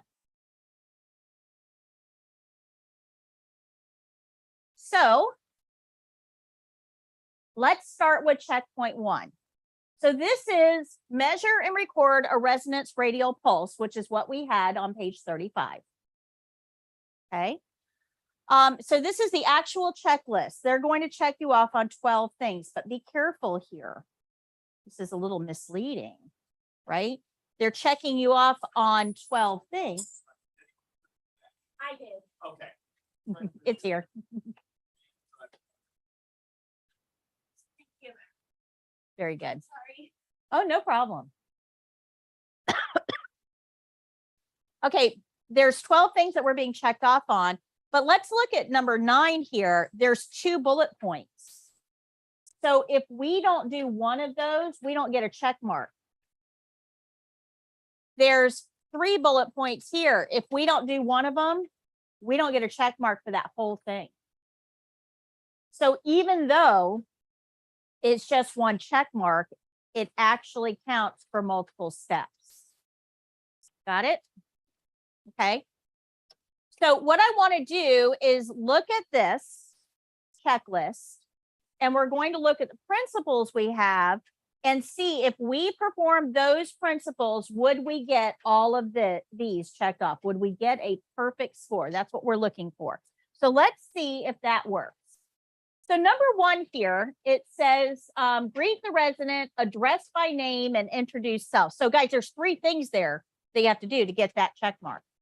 So if you just greet the resident and introduce yourself, you're not getting a check mark.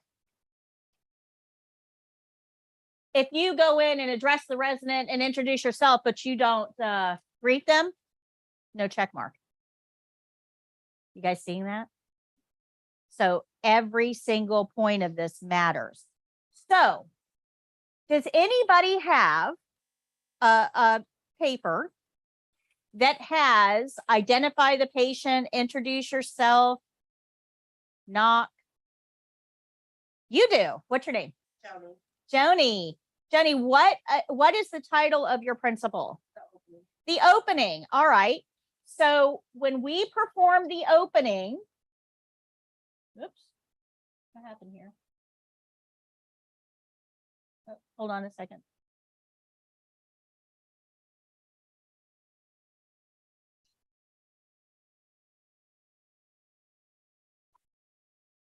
All right, well, that'll have to work. When we perform the opening, we are greeting the resident, identifying them, addressing them by name, and introducing ourselves. So we are getting those or that checkpoint met by doing the opening.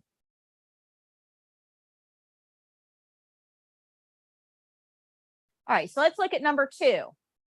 Number 2 says provide explanations to resident about care before beginning and during care. So do you have anything on yours that says something like describe skill? Okay, so by doing the opening, we are getting checked off on 1 and 2. Good? Questions? Okay. So remember I said that the first 4 steps in your skills book are the same for every single skill. That's what the opening is. The opening is going to take care of those first 4 steps every time. So we're going to learn the opening and we're going to do it over and over and over and over and over for the rest of your career. Okay. So number 3 is a little different. Number 3 says support resident's arm in a manner to avoid dangling while the pulse is taken. Does anybody have a principle that says support the arm? What's your name? Mariah? So Mariah, what is the name of your principle? Pulse. So yours is specific to this particular skill. All of the items on yours are not going to be found in dressing a resident or ambulating. They're specific to pulse. So they're going to be important, right? So if we support the resident's arm, we're going to get that check mark.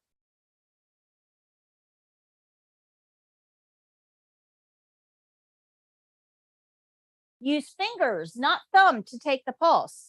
Does anybody have something?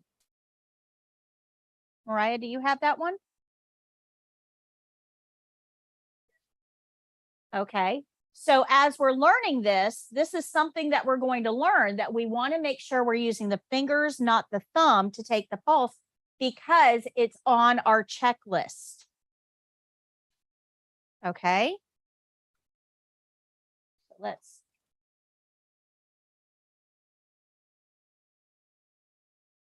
There we go.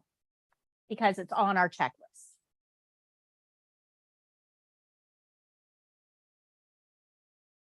So number 5, place fingers on wrist at radial pulse to measure the pulse rate. Mariah, do you have that one too? Measure at wrist? Okay. So radial pulse is at the top of the thumb side of the wrist near the bone. So this is something I have to teach you when we learn to take a pulse. So everything I'm going to teach you is based on what's required to pass. So it may seem like I'm being overly detailed, or you may get confused and start to use your thumb. And I'm going to say, stop, don't use your thumb.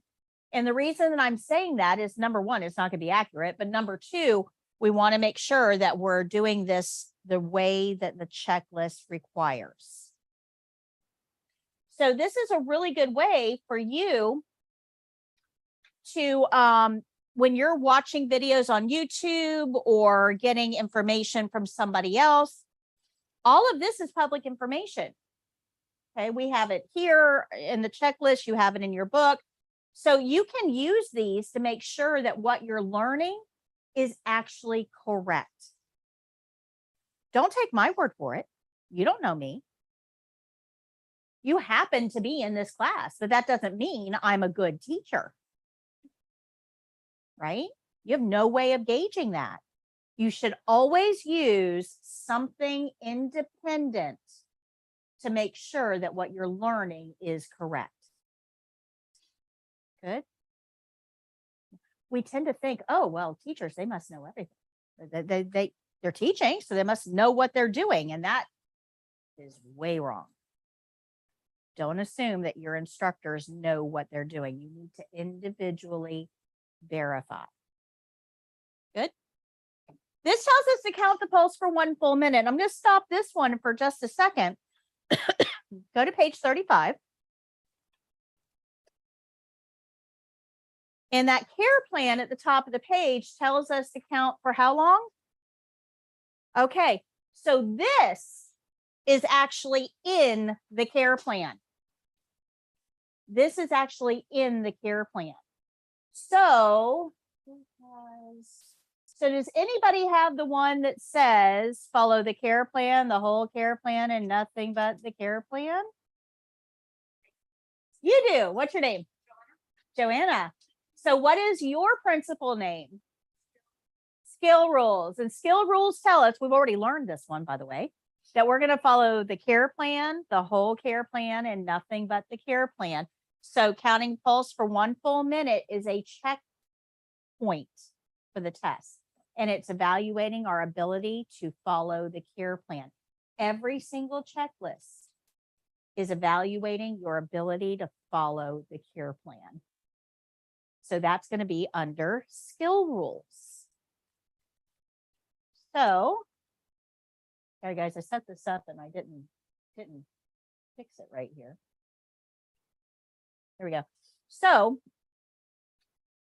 this is evaluating our ability to perform the skill as directed on the care plan. Now, the next one is also about the care plan, because if you read at the top of page 35, it tells you to document. So record resident's pulse rate on the measurement form. That is a skill rules as well. But it also has to do with infection control.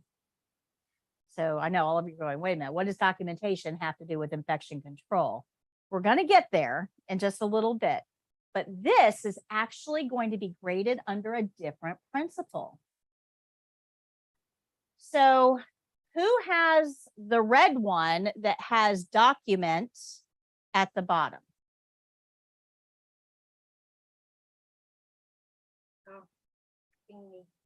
What's your name? Okay. Is that what you like to be called? That's my name. Okay. I didn't know if you had a Well, nickname. maybe call me Emma. Emma? Okay. All right. So Emma, what is your principal name? The closing. The closing. All right. So the closing is going to tell us when to document. The skill rules tell us we have to document because we have to follow the care plan, but the closing is going to tell us when. So if you notice this one, documentation is at the very end, and that's because of infection control. Okay, we don't want to touch a pen with dirty hands because that pen goes in your pocket and it goes places with you in every patient's room, goes home with you at the end of the day. You throw it on your kitchen counter for tomorrow. Your kids can come along, pick it up and use it to write stuff down. We don't want to introduce pathogens onto things that go home with us at the end of the day. So we want to make sure that we're documenting after we have washed our hands. Okay. Now, the next part of that is actually important. Let's go to the next checklist here. Well, actually, we'll get there in a minute. All right. So ask resident about preferences during care. And Nadia, right? Joni, I'm sorry. Okay. Nadia's over there. I'm trying. It's going to take me a while to get your names, guys. So Joni, if you look at yours, do you see where it has obtained permission? Okay. So when we're talking about preferences, we have to get permission to do the skill on the patient. Patients have the right to say no. They can say no to anything at any time. Anytime. So we have to get their permission. So we want to ask them questions. Is this okay? Is this a good time? Preferences is going to encompass a lot of what we do under resident rights. Okay. So we're going to describe the skill and obtain permission to get a check mark on number 8. Now, number 9 has 2 bullet points. This one says refrain from touching resident before hands are clean. So, Joni, do you see on yours where it says wash hands?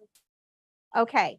This is probably one of the most important things I have to get across to you.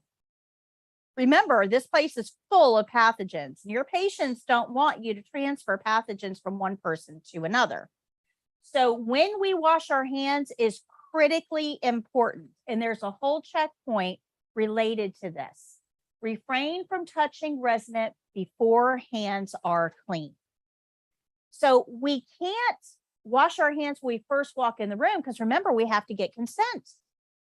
And if I walk in the room and I wash my hands and I pull the curtain and I come over and I say, can I do this on you? Well, apparently you're going to. I don't really have much say in it. It's very presumptuous. Does that make sense? So we don't want to give our patients the idea that their input doesn't matter.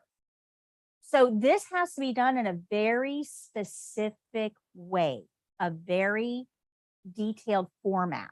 We're going to get into the opening in a few minutes, but I need you to understand that the opening took up about half of what we did here. Okay.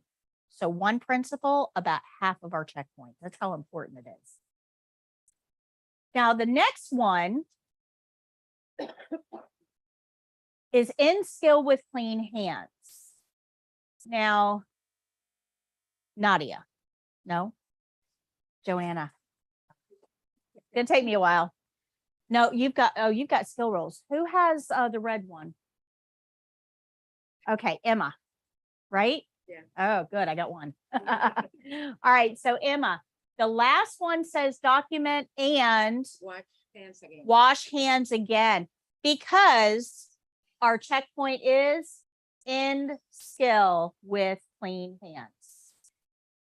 So when we document, we have to have clean hands to touch the pen, but and that's for this one. Where is it?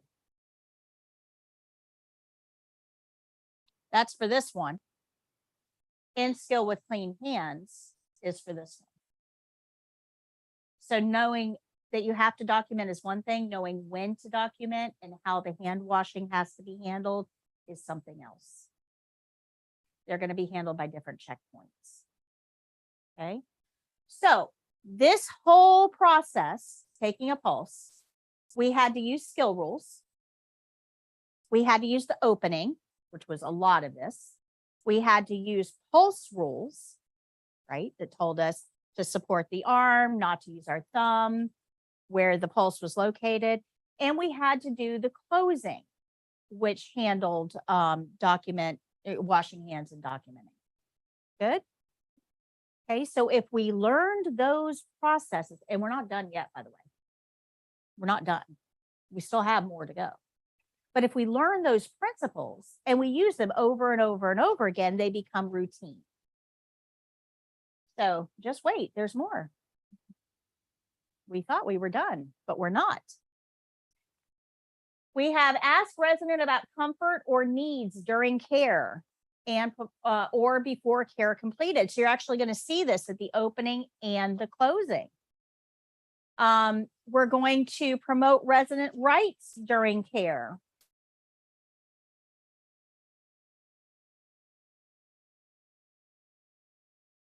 And in order to promote residents' rights, we have to knock before entering the room. And that's on the opening. The very first thing we do is knock. We're going to refrain from addressing the resident using terms other than their names. So we have to identify the patient by name. We're going to close the privacy curtain before providing care because that's part of resident rights.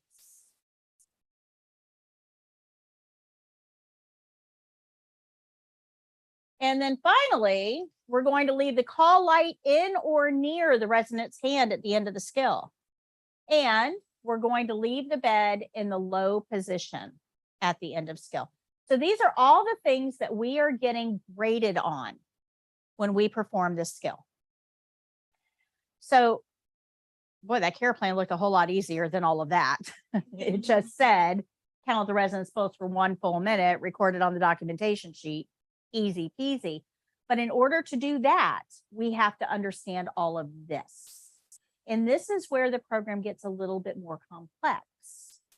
because there's a lot here that you're being graded on that you may not even realize you're being graded on, like addressing the patient by name. It's an actual checkpoint, right? Obtaining their preferences, that's an actual checkpoint. So we need to be aware that how I'm teaching you is designed to check all of those checkpoints off to make sure that you're getting a perfect score on the state exam. But it goes beyond the state exam. These are good things to do when you're interacting with a patient. Okay, good.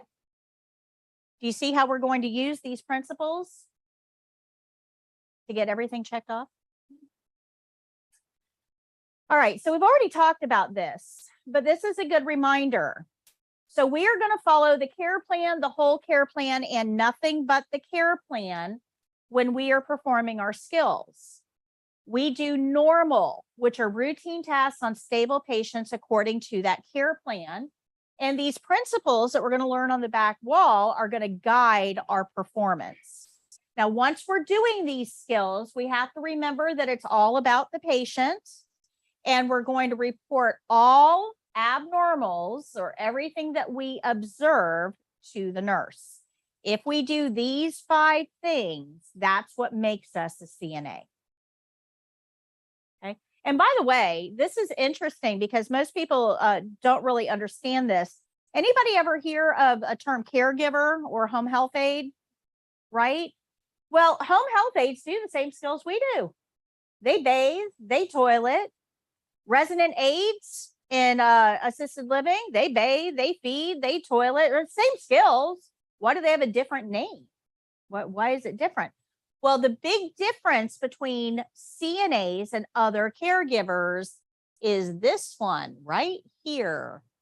This is what makes you a CNA. You are going to be trained to know what is abnormal, to recognize it quickly and report it to the nurse. Okay, this observing, reporting observations, that's what separates you. The skills are all the same.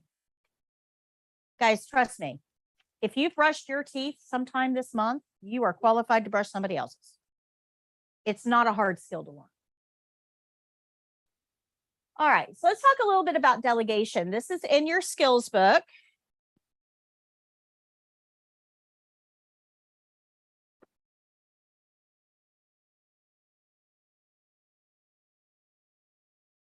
On page 8.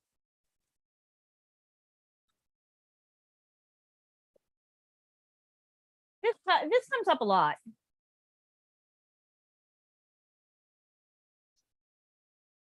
I'm going to teach you how to do 20 skills, 21 if you count hand washing. So we're going to learn how to do 20 physical skills: bathing, dressing, grooming, mobility, all of those types of things, ADLs mainly. We're going to learn some vital signs too, to help the nurses learn how to clean catheters. We don't insert them. We don't take them out. We just clean them. We're going to learn how to do all these things. But that's not all that you're going to have to do in a clinical setting. And it really depends on where you end up working. So let's say that, oh, good. Okay. Let's say that you're going to go to work in a same-day surgery center. Okay. And you're going to go to work in pre-op, which is where we get people ready for surgery. Now, they're not staying. They get their surgery, they recover, they go home, like by 5 o'clock, because we only work 9 to 5 or 5 to 5, right? So you're in pre-op and you're going to help patients empty their bladder, get into their gown. You're going to find out, do they take their medications, those types of things. You really don't need any extra training to do that, right? So what you've learned in CNA class, you're good to go. Now you are looking for a job. She says, hey, they're hiring where I work, but they're hiring in the post-op section. So this is after they've had surgery and recovered, right before they go home. And you put in an application, you get hired, but one of your tasks is going to be to remove catheters before they come home. Okay. Now you don't know how to do that because I just told you CNAs clean catheters. We don't put them in. We don't take them out. CNAs just clean them. So you're going to ask yourself, am I allowed to do that? Is that allowed? I didn't learn that in school. Is that allowed? And the answer is yes. A nurse can train you to do anything the nurse can do. You can learn new skills, and it depends on where you're going to work as to what skills you're going to have to learn. So you would learn to remove catheters on route. Remember, we do normal, right? Stable patients, routine tasks. Can't be any curveballs here. It's got to be very straightforward. So you could be trained to remove catheters before patients go, and you're going to be trained on how to remove them, what to watch for, what to report. Because remember, reporting changes is what makes us a CNA. Good. Questions? So all along your career, you're going to be learning new skills based on where you're working and what's required. And that's all perfectly okay. Now, training doesn't have to happen in a classroom. It can happen at the bedside. I could take you right to the bedside, say, hey, this is how we do it. You literally suck some water out of a balloon and it slides right out like spaghetti. Super easy. And once I show you what to do and then tell you what I want you to look for to report back, I'm going to watch you do one to make sure you got it down. And then as long as the patient is routine, normal, you can take out catheters. No problem. Now, just because she knows how to take out catheters, does that mean you do? No. So if I ask you, hey, can you take out a catheter in a patient? What would you tell me? I haven't been trained. Absolutely. I might say, oh, you want to learn? And your best answer is, yes, I do. Okay, good. Questions? Are there any hard stops? Like, There are a few, but it's nothing that you as a CNA need to understand, because delegation is always instituted by the nurse. Remember I said, as long as you live here, there's no liability. You guys remember that? Inside your happy place, there's no liability. Well, if I delegate a skill, there's no liability. I am assuming all the liability. So if I train you to take out a catheter and you do it wrong, that's on me. So chances are I'm not going to delegate things that have high levels of complexity. The other thing is, remember the other wall here, CNAs do normal. That is an important wall. That's why it's a wall, right? Walls are important. That's why it's a hard stop. CNAs do normal. That means that if I've got a critically ill patient, that's a hard stop. I can't have you go in and do things on critically ill patients because that's not normal. Routine tasks, stable patients. I didn't qualify here. So yes, there are hard stops, but that's at the nursing level, not the CNA level. The other thing is, when I'm thinking about delegating a task, I have to, there's 5 things that I have to do before I can delegate. Number one, I got to make sure I can do it. Right? If I do not do tracheotomies, it's not in my scope of practice. So I'm certainly not able to tell you to do a tracheotomy, because if it's not in my scope of practice, it's certainly not in yours. Right? So I got to figure out, is it something that I'm even allowed to do? And then I got to look, is it a routine task on a stable patient? I have to make sure that you've been trained. So we're going to have that conversation. I'm going to make sure that you understand what to report. That's part of your happy place. And I have to make sure that you have the right supplies, that there's no judgment required. I can't say, oh yeah, go figure out what catheter she needs. No, we don't think, we don't figure out, we don't solve. That's not our role. We follow the care plan. That's it. That's what we do.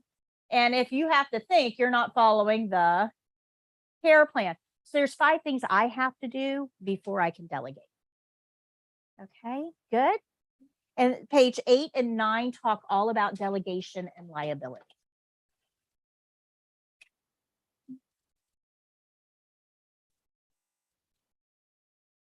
Now this is important because you don't know what setting you're going to end up working in. Some of you may end up in pediatric, I've got somebody in here. Okay. So some of you may end up with pediatrics, right? Cool. Some of you may end up in assisted living, which you can work at right now, by the way. You'll just get a pay bump when you get certified. Some of you may go to work at a nursing home because they pay better. Some of you may end up at the hospital. Some of you rehabs. Some might find hospice interesting. There's a wide variety. Home health, mental health. I mean, there's the sky's the limit. You've got a lot of opportunities out there. But I don't know where you're going to end up, which means that all of you may have additional skills that you need to learn specific for that type of patient. This is the start of your education, by no means the end of it. Now, the problem is some of you are already, your brains are going, and you're thinking, well, wait a minute, what is the best place for me to start work? You know, what do you recommend? Where should I go look? I want to work at the hospital, I think, right? Everybody wants to go. Everybody thinks the hospital is like Grey's Anatomy. Dr. McDreamy does not work there, okay? I guarantee it. And the hospital may not be your ideal location because the hospital's fast-paced. And if you're still slow on your skills, that's going to set up some friction because the staff there needs you to be faster because we got to get that patient discharged, that bed clean so we can get another person in it because there's 14 people in the ER waiting for that one bed, right? So we got to be able to move along pretty quickly if you're still slow on your skills, and that's okay, right? You're new, right? New kids are allowed to be slow, but this might not be the right setting for you. And that happens to a lot of people. They spend the money for CNA training. They stress the test. They go take the test. They pass it. They get their blue card. Yay, I'm a CNA now. Awesome. And then they go straight to the hospital and apply and apply and apply and apply. You have to be persistent at the hospital. And they get hired. And 2 weeks in, they're like, oh my gosh, this is not what I thought it was. I'm out. And they leave healthcare. That's a whole lot of money, a whole lot of time invested, and you leave healthcare. Don't leave healthcare, just leave the hospital. Find a different place to do healthcare, right? Don't waste all of this time and money because every setting that you're going to work in is different. But it even goes beyond that. So let's say you go to work at a nursing home and you kind of like your job. You got a good group of people you work with. You're comfortable with your patients. Everything is pretty routine. You know what you're doing every day. You know, everything's just kind of clicking along. And you say to a friend, to somebody else in here, hey, why don't you come work in my nursing home? We're hiring. And that person comes on and they're like, oh my gosh, I hate it. Everybody's cliquey. My patients are mean, right? You're both working the same place, taking care of the same patients, but you have two different experiences. Why is that? Nothing is the attitude. Yeah, absolutely. Remember that you are an individual, right? You are going to like things that other people don't. You have different outlooks, different personalities, different wants, different needs. So just because somebody says that is a bad workplace doesn't mean that you would think it's a bad workplace. Or if somebody says, oh my gosh, I love my job, it's a fantastic workplace, it doesn't mean you're going to have the same experience, right? So we have to be careful about getting where we get our information.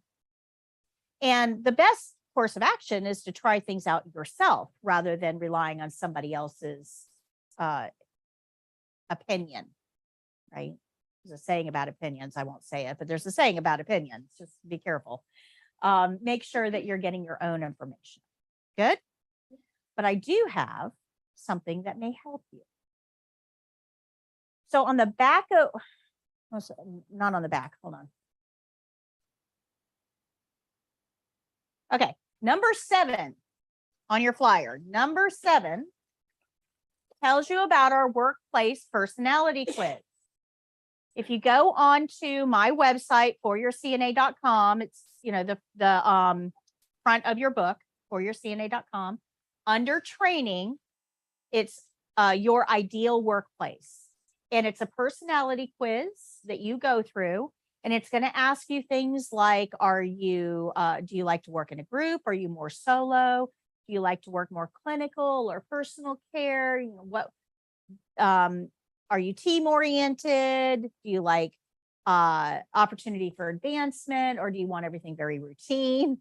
So it asks you a whole bunch of questions. I think there's 19 questions, and it takes that information and then suggests a workplace built on your personality.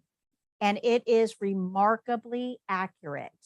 I spent 2 years on the development of this quiz, and it is remarkably accurate. So it's free. Go take the quiz to figure out where your ideal workplace might be. Okay. Good. But you never know where you're going to end up working. So now let's talk about the course, how we're going to get from A to B, because right now I've just given you a ton of information and you still have all these books in front of you and you're wondering, what are we going to do with these books? So the syllabus, which is this page right here that you have, this tells you how we're going to get through the entire course.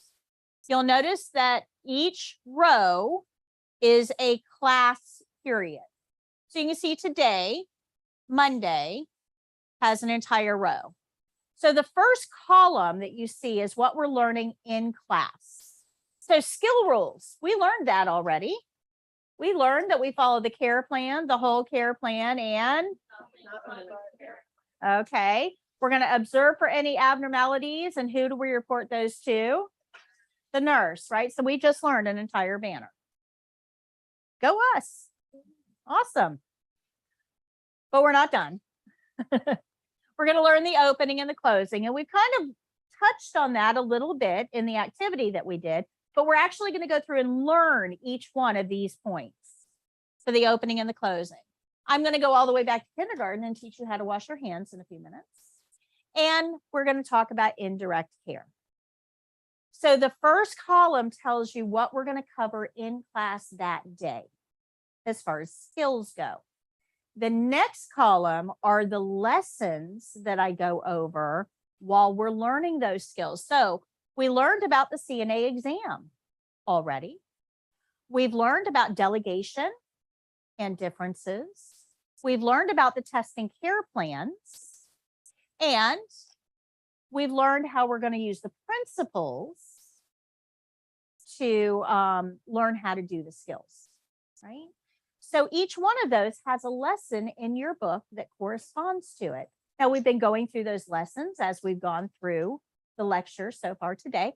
But when you get home, if you're like, oh, wait a minute, I don't remember what she said about those testing care plans, what page do I find that on? You can look there. The third column is the dreaded homework. Nobody likes this, including me, but it has to be done. I'm going to talk nonstop for 4 weeks, but I'm not going to cover all of it. You're going to have to do a little reading on your own. Does that sound fair? Okay. So the reading is going to be done in the Hartman book. Now, some of you have yellow, some of you have blue. I know. This class turned out to be a little bigger than I expected. So the yellow book is the new book. The blue book is the last edition. I've got the yellow books coming. Those of you with blue books, bring your book back on Wednesday, and I'm going to exchange the blue for the new yellow. But chapter 1, exactly the same in both. Okay, so we're good. No problem. So you're going to, if you look at the homework, you're going to see the blue textbook. You're going to read chapter 1. That's what you're going to do before Wednesday. Good. Okay. But have you ever read something and when you're done reading, you're like, I have no idea what I just read? You really have to take a quiz to figure out, did you get what you needed to get out of the reading? And that's going to be found in your white books. Go to page 132 in your white book. And this is a quiz based on the reading in the blue or yellow book.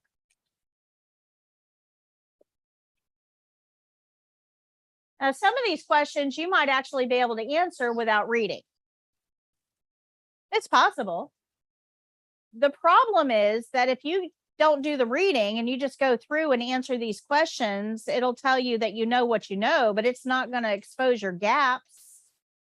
You won't know what knowledge you're missing that might show up on the test, or more importantly, might be relevant to a patient you're caring for one day.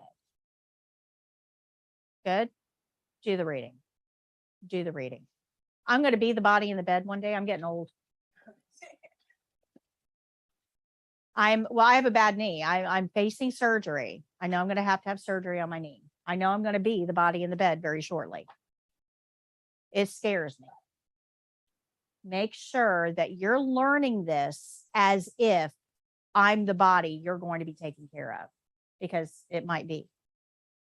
Okay.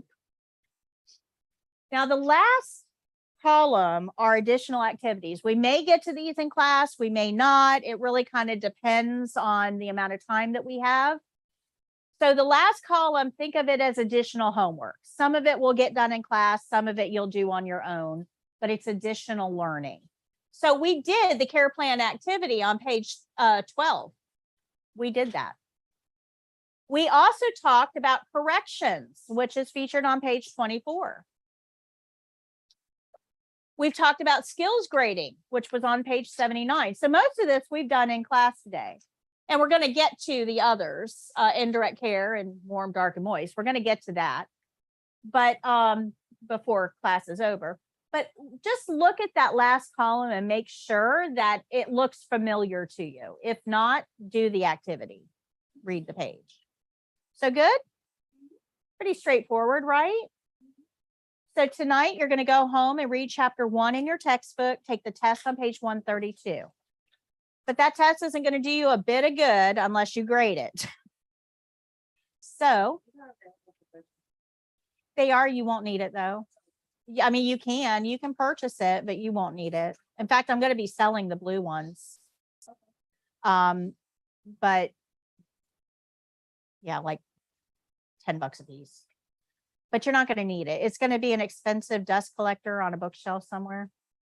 These textbooks are boring. I mean, this is probably the best CNA textbook I could find. It's short, it's to the point, it's not overly wordy, right? It's short, but it's still a textbook. It's still boring. Once you get through it once, you're never going to go back to it again.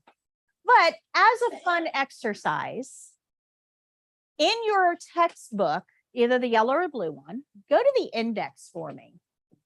I want to show you something that I think is important. Go to the index and look up care plan, the yellow book. Yep. Look up care plan in your index. Index is the very back, section of the book. Look up care plan. How many pages refer to the care plan?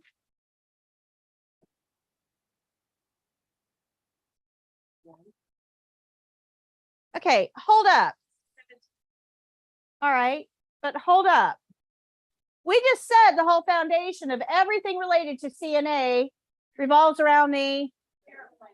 And they mention it once in this entire book. Are you guys seeing that that's a problem? Once.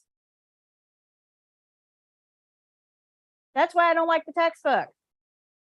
The textbook is dry, boring facts that don't accurately represent what it's actually like to be a CNA. Because CNAs follow the care plan. So the way that I'm going to present the information to you is a much more realistic example of what you're going to be asked to do. And it's going to prepare you for the test way better than that textbook ever will, which is why you really don't need it. If you want it, you can, like I said, I'm going to get rid of the blue one. So if you want it, let me know and you can purchase a blue one, but it'll be an expensive dust collector. All right, so our program actually covers 3 different things. Okay, we have the textbook, we have the skills book, which is yours. You're going to keep that forever. And that one has activities. You can actually do the activities in there, you know, the practice questions on every lesson. But then there's something else right here, the online component. I think it's much better online because everything is on computers. Yeah, so the This thing reading is a little boring. yeah, reading is definitely boring. All right, so our online component. So I want to talk to you about this, and this is why I had you give me your email addresses. Sometime before Wednesday, it may be tonight, it may be tomorrow. I don't know. I've got an assistant that does this for me. But sometime before Wednesday, you are going to get an invitation to my online course. Now, the online course, I charge individuals for. Okay, so you 2 people, you should be buying the online course because it's going to put into practice what we're learning together. All right. You get it for free for being part of the class. So you're going to get an invitation to the online course. When you get that invitation link, it says click here, click there. Pretty self-explanatory. But when it takes you over to my course, you have to create an account.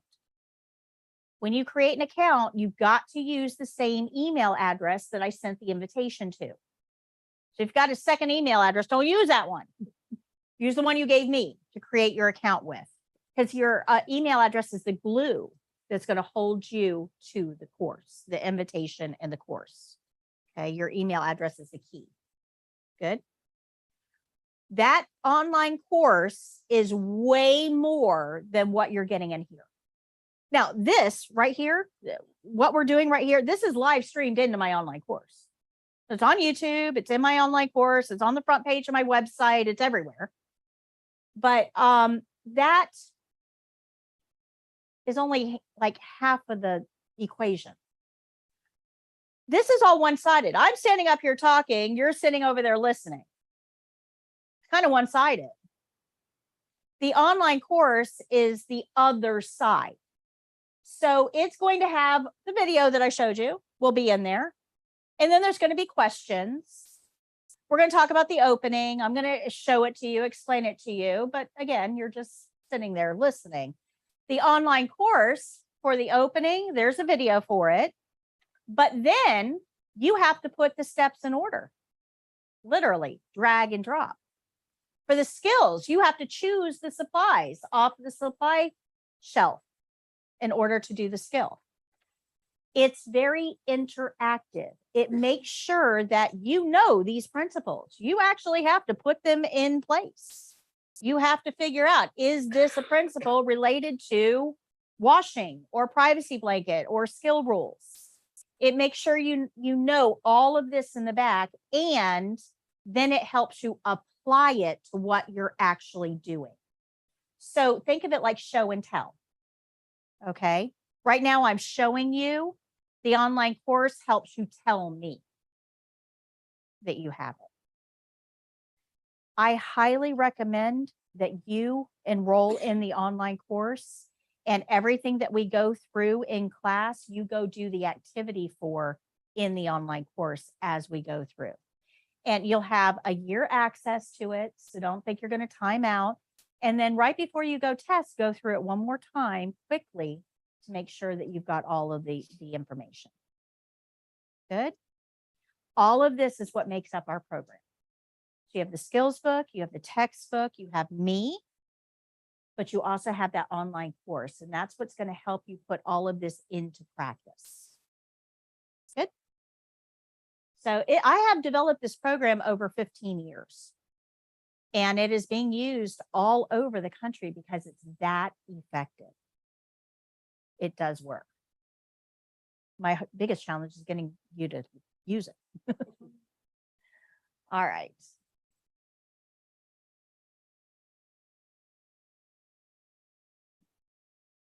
Okay. So this is not. All right. I still have some work to do on these slides. Okay. So we're going to work on the opening now. This is in your white skills book on. Oh, by the way, all those puzzle pieces, all the banners on the back, you can see them on page 19. But the opening is going to be on page 20.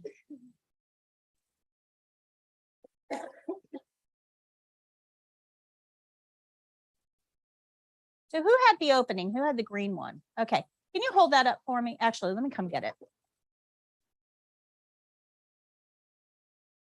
Thank you. So this is on the back wall. This is our opening. There's 8 steps. All 8 are important. All 8 correspond to a checkpoint that you're being graded on. So this is one of those principles that you can't remember. This made up half of our checklist, right? When we did the activity, half of our checklist is right here. If you don't get this down, the opening down, it will affect your score. This is the second most important principle to learn. The first one is the care plan, the whole care plan, and nothing but the care plan. So just like you can recite that one, you're going to be able to recite this. Okay. Well, let's go through all 8 steps. The first is a knock. Now, this was an actual checkpoint. It asked us, did we knock before we entered? An actual checkpoint. So every skill starts with an opening, but every opening starts with a knock. Now, why would that be important? Well, imagine for a second that you're tired. Do you guys know, like, have you ever been a patient in a hospital? Ever been a patient in a hospital? Okay, hospitals are not known for being quiet, restful places. They're just not. Now, when you're sick, the one thing you absolutely need more than anything else is rest. So we put you in a place surrounded by pathogens and tell you get some rest, and yet we go in there every 10 minutes and wake you up. Not real good for restful. What do you think that does to your mood when you're sleep deprived?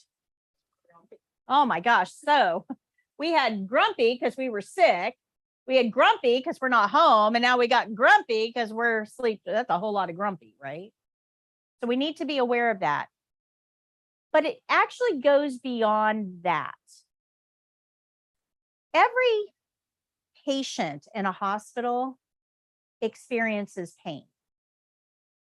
Nurses come in and jab them with IV needles. Phlebotomists come in and can't find a vein to save their life. EKG techs put all these sticky things on you and then tear out every hair you didn't know you had. X-ray techs put you in uncomfortable positions on hard surfaces. And doctors, oh my gosh, they're in every orifice you have, right? This is not a comfortable place. The only person that doesn't hurt the patient is the CNA. We are it. We are the only person that does not hurt that patient. Some people say, well, the billing clerks don't. Have you ever gotten a bill? Man, that hurts. We are it. Do you think your patient knows that? No. So when you come in, they're automatically going to assume that you are there to hurt them. We need to be aware of that. We're not there to hurt them. And in fact, if we hurt them, we've gone way off. We are not in our happy place. We are way off course somewhere. We are not there to hurt ever. But your patient doesn't know that. Now, I want you to imagine for a second that you're a patient in a hospital. You are grumpy, you are grouchy, you are sleep deprived, you are medicated, and you are distracted by everything that's going on. And you finally manage to drift off into sleep. And you subconsciously hear a sound, your eyes pop open, and there is a complete stranger standing over you. How would you react? Oh, yeah. No, I'm hitting first and asking questions later. Absolutely. I don't care why you're there. You are in my space. Absolutely. And we need to understand that. That is the patient's safe space. Now, it even gets worse than that. You have to have a bit of security to sleep, right? You're not sleeping in a hammock at the end of your driveway where anybody can come along and bash you over the head and take everything you own. You need security to sleep because we're vulnerable when we sleep. This is not a secure place. You got a roommate you didn't pick, the door is open, and the whole place is full of strangers. And even worse, you aren't dressed for company. You are in a hospital gown and probably not a whole lot else. You are in an insecure environment, surrounded by strangers. How comfortable do you think your patients are? Emotionally, this is a very uncomfortable place. We have to maintain some sense of security in this space for your patient. And that's what the knock is all about. You should never enter a patient's sacred space without them knowing that you're coming. This is the only way that we can maintain the integrity of that space. Does that make sense? The test thinks it's so important that it is a checkpoint all by itself. That's how much importance that knock has for the test. All by itself. An entire checkpoint. Did you knock? So this has to be the beginning of our routine.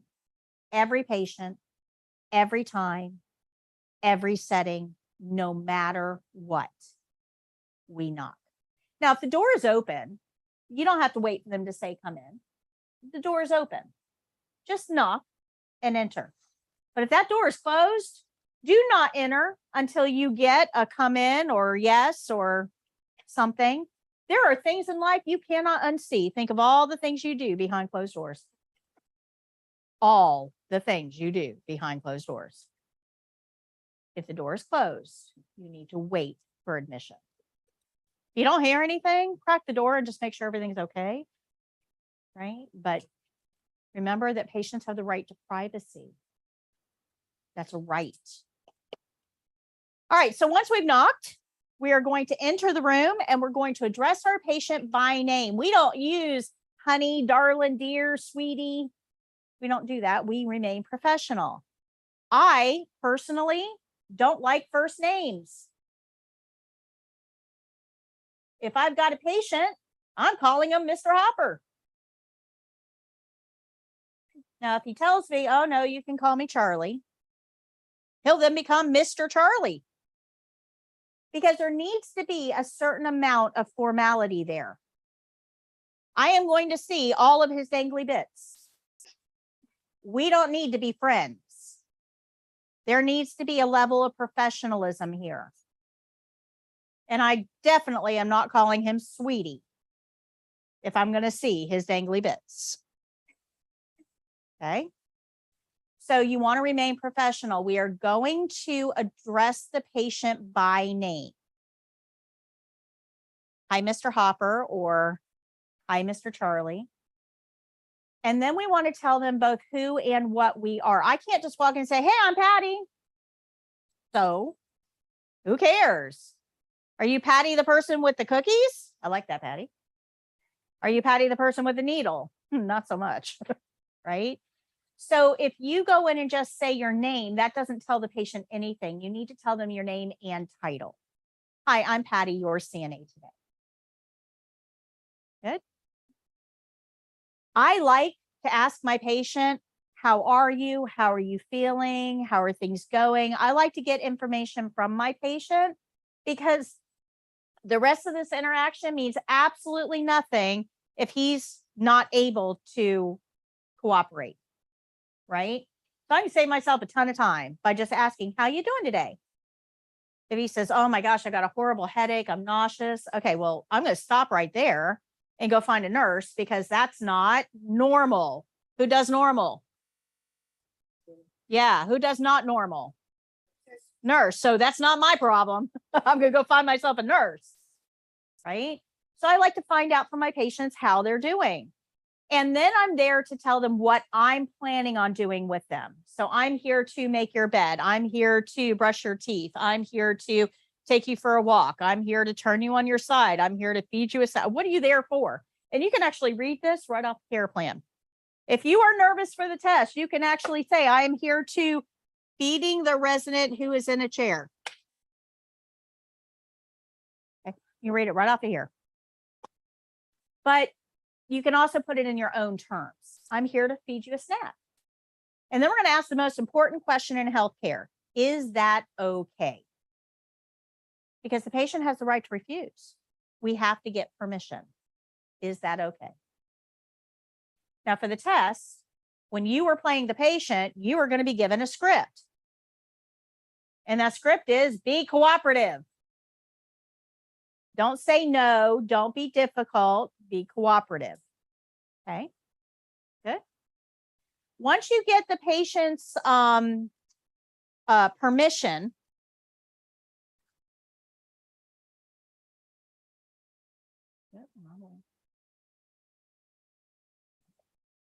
okay, once you get the patient's permission, then you're going to close the curtain to provide privacy. Now, this curtain only goes out about 4 feet. It doesn't go all the way around the bed because this is a testing environment. We don't want the curtain all the way around the bed because then we can't see what you're doing for the test. So testing curtains will only come out a short distance. It's not going to encompass the entire bed. The evaluators at the testing center you're working at or you're testing at will show you where their privacy curtains are. But I want to think about this curtain for just a moment. Who touches these curtains? Everybody. So doctors, nurses, phlebotomists, CNAs, chaplains, billing people, visitors as well. Everybody touches this curtain. But your patient is laying in that bed and they cough and sneeze and those secretions fly onto the curtain. Your patient's in bed, scratch what itches. Think about that. And then they touch the curtain. Can you consider this curtain clean? Not in any dimension, in any galaxy, should this curtain be considered clean. So when you close this curtain, you know that you now have pathogens all over your hands. What would you like to do? Wash your hands. That is critically important. Those two things need to go together in your brain forever. If you touch the curtain, you touch the curtain, you always. If I'm going to brush your teeth, do you want clean hands or do you want cruddy hands? Clean, absolutely. I want clean hands too.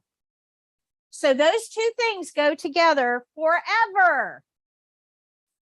Close the curtain, wash your hands. So your opening sounds like this.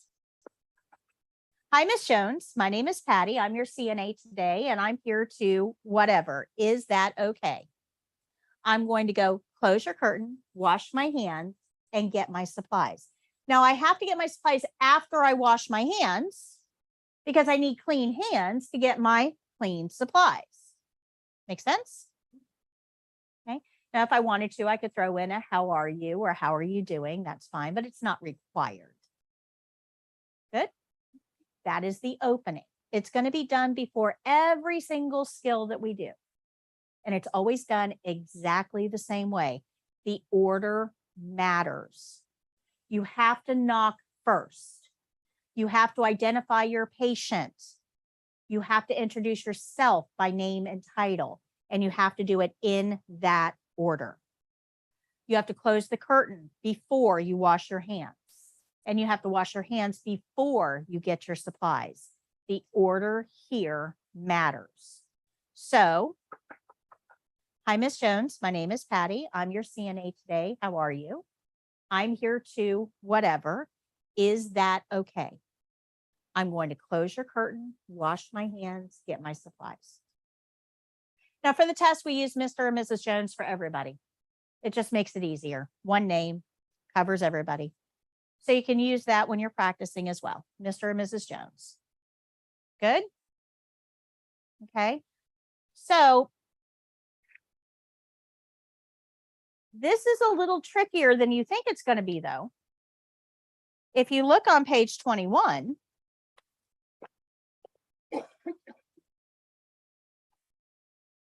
you can see 5 on the bottom, the end of the second column, you can see 5 questions here. There's 7 total, but 5 have something missing from the opening. I want you to take 2 or 3 minutes and see if you can identify some of these.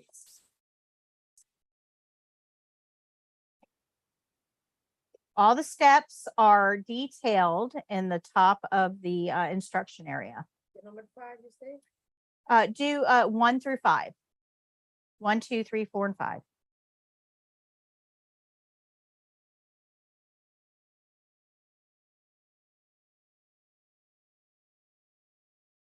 The number 5, I think she forget say the name and the title. Okay. Yeah, we'll talk about each one.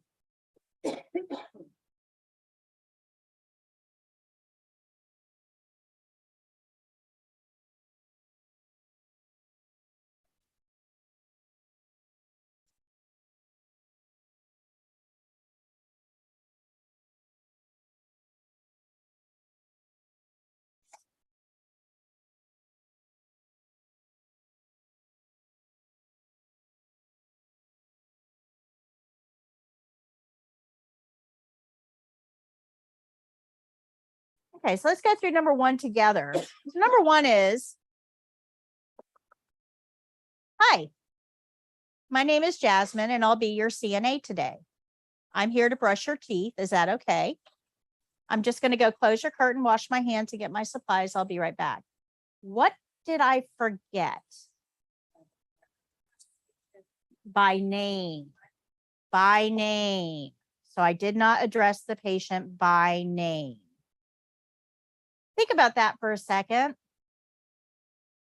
Do you think, well, let me ask you this.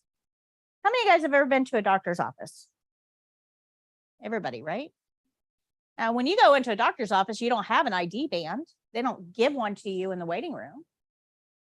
You go into the doctor's office, you sign in, you have a seat, they call you in the back, they get your height, your weight, your blood pressure, they put you in a room, and they leave you alone.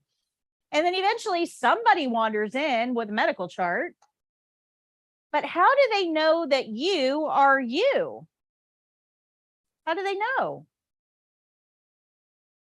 Think back to your last patient office visit. How do they know that you are the right patient? Just for the information and the paper, or they don't Is worry it about- possible that the chart was put in the wrong spot? You address them so they can say, oh, that's not me. Absolutely. They either come in and ask you your name. Can you state your name? Or they call you by name. And if that's not you, you're going to let them know, because I guarantee you, you don't want what they've got in store from Mrs. McGillicuddy down the hall. Right? So they give you an opportunity to identify yourself. That's the best way to identify a patient, is to call them by name or to ask their name. ID bands are often wrong. Charts can be misplaced. You can't rely on anything other than the patient. Does that make sense? Super important principle there. Don't rely on an ID band. They're wrong a lot. This happened to my granddaughter a couple of years ago. My daughter took her into the hospital, and my daughter had been a patient at the hospital before. And when my daughter, wrote down her name, well, the clerk, the admissions clerk, looked at my daughter's name, pulled her up, and put her ID band on the child, because she was the parent, right? But it shouldn't have been. It should have been my granddaughter's ID band on my granddaughter. Nobody caught it. Nobody caught it except for me. I go in an hour later and I'm like, why is your name on her? And my daughter's like, oh, I didn't realize that. Well, they had been in and out drawing blood, doing all kinds of things with her, and they did not have the right person. ID bans can be wrong, and they often are. So we have to be careful not to rely on anything other than the patient. Now, if the patient can't communicate, we have a whole method for that. It's called the care plan. It's going to tell you how to identify that patient. We don't have to think here. Okay. So number 2, hi, Mrs. Jones. My name is Jasmine, and I'll be your CNA today. I'm here to brush your teeth. I'm just going to go close your curtain, wash my hands, and get my supplies. I'll be right back. What did we forget? To ask permission. Very good. Do you guys see how each one of these, it's easy to forget one small step, but each one is critically important. We've got to make sure we get them all. So the best place to practice this, guys, is in your bathroom at home. Send everybody else out for ice cream. Otherwise, you'll sound kind of funny talking to yourself. But you have a door to knock on. You have a person to talk to, the one in the mirror. You have a curtain you can close, the shower curtain. And you've got a sink right there to wash your hands. Everything you need to practice the opening is in your bathroom. But you've got to put the time in to practice. Now, the problem is half of you won't. You're not going to practice this. You're sitting there thinking, I got this, no problem. I got it. I don't need to practice this. I'm good. And then next week, when we start practicing skills, you're going to get over there and you're going to stop and you're going to go, how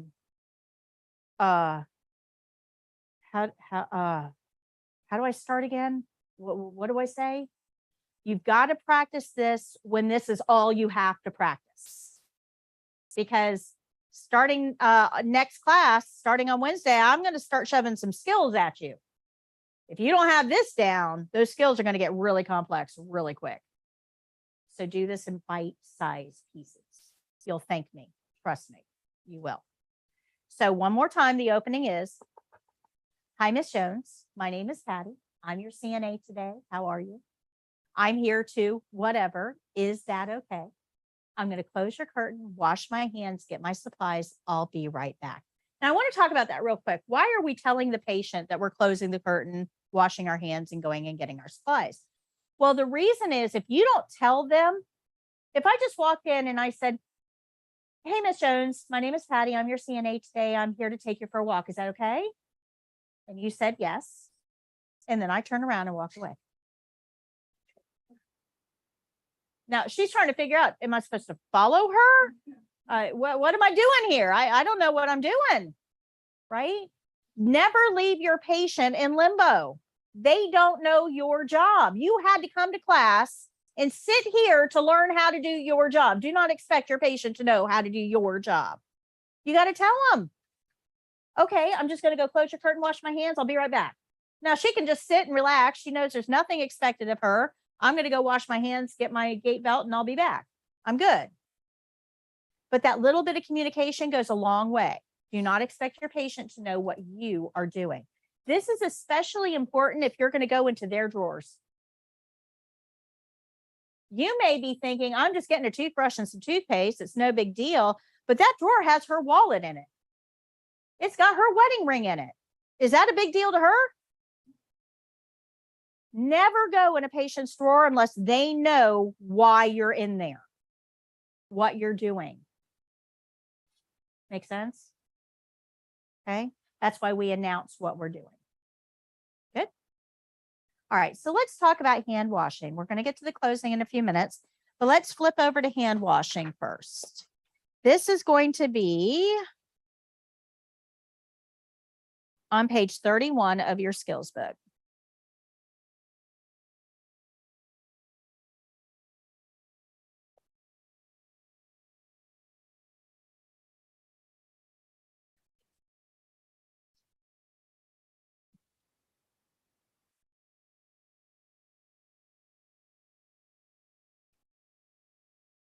Okay. Can I borrow you for a second?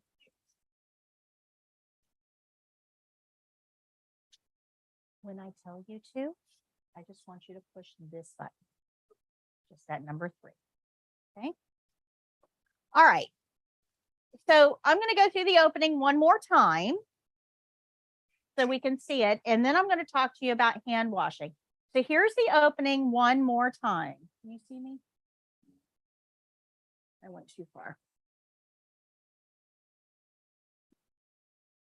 Technology. There we go. Never mind. Get me to that sink. There we go. Okay. So here we go. This is our opening one more time. We're going to pretend there's a body in the bed. Hi, Miss Jones. My name is Patty. I'm your CNA today. How are you? Fantastic. I need to insert name of skill here. Is that okay? Okay. I'm going to close your curtain. Let me go wash my hands, get my supplies, and I'll be right back. So now I'm going to go over to the sink. Go ahead and hit 3 for me, and then you can have a seat. Okay, so while I'm over here at the sink, I can touch the faucet. You can see it there on the screen as well. I can touch the faucet because the faucet is dirty and my hands are dirty. So dirty hands can touch a dirty faucet, no problem. So I want to turn the water on and I want it to be warm, not hot, not cold, just comfortable. When I turn the water on with my bare hands, there's no problem with that. I'm going to wet my hands and then I'm going to get some soap. Now we want to get a lot of soap because, and I'm not kidding, you are graded on bubble production. When we bring our hands together, look at the clock right above the sink and the time starts when you bring your hands together. So I'm going to start rubbing. I'm going to rub the backs of my hands around my wrists, back of my hand in between my fingers, in between my thumb and index finger, both hands, the bottom of my hand by my pinky, which is the part everybody misses, and then in between interlacing the fingers. And I have to rub for no less than 20 seconds. No less than 20 seconds. More is fine, but no less. And I want to work up a good lather. If I don't have enough bubbles, I need to get soap and start over. Timing would start over because that soap dispenser is not clean. Okay. I want to keep my hands lower than my elbows over the sink. And once I've rubbed for at least 20 seconds, all of those surfaces, then I'm going to take my thumb and go down each one of my nails to clean the cuticles. Then I'm going to circle my nails on the palm of my hand to clean underneath the nails. And now I can rinse. When I'm rinsing, I don't want to touch the inside of the sink or the faucet because those areas are not clean. And then I'm going to tap. Tapping keeps the water in the sink. If I shake my hands, where's the water go? Everywhere. We're going to talk about that in a minute. I'm going to get some paper towels, whatever I need to dry my hands. If I need 3, I'll use 3. If I need 16, I'll use 16. Nobody cares. Nobody's counting, but I'm going to dry what's clean, not what's wet. If I go up here with these paper towels, I didn't wash up here. I'm going to get pathogens that I would then spread back to my hands. So we're going to throw this away, get a clean dry paper towel to turn the faucet off. And we're going to throw this away. Good? Okay. How long do we have to rub for? No less than 20 seconds. More is fine. So that means that I could rub for 40 seconds and it would be okay. But if I rub for 19, I fail hand washing. Good? You don't want to fail hand washing. If you fail bedpan, you can go home to your family and go, oh my gosh, it was such a hard skill, and they don't know any better. If you fail hand washing and you go home and say, oh my gosh, it was such a hard skill, they're like, yeah, everybody washes their hands. What do you mean? It's the one skill you don't want to fail because your family knows better. Okay. All right. So the important parts of this particular skill, and this is graded all by itself. The important parts of this particular skill is wet your hands first. That's important. If you just put soap on a dry hand, it's not going to lather well. It's not going to spread effectively. You won't get all surfaces. So wet your hands first, get a lot of soap. You grade it on bubbles, and then put your hands together and look at the clock. Now for the test, there's going to be a clock right above the sink. You're going to use that to time yourself. Those of you who learn to use songs, you know, like Twinkle, Twinkle, ABCs, all the single women, you know, they were, they were doing that with COVID. Don't use those, because when you're nervous, your singing speed will increase. It'll speed up because you're nervous. And now that is not an effective gauge of time. The evaluators, when you go to test and you are hand washing, you wet your hands, you get your soap, you put your hands together, and that clock is right above the sink. That evaluator takes that pin, and in the margins,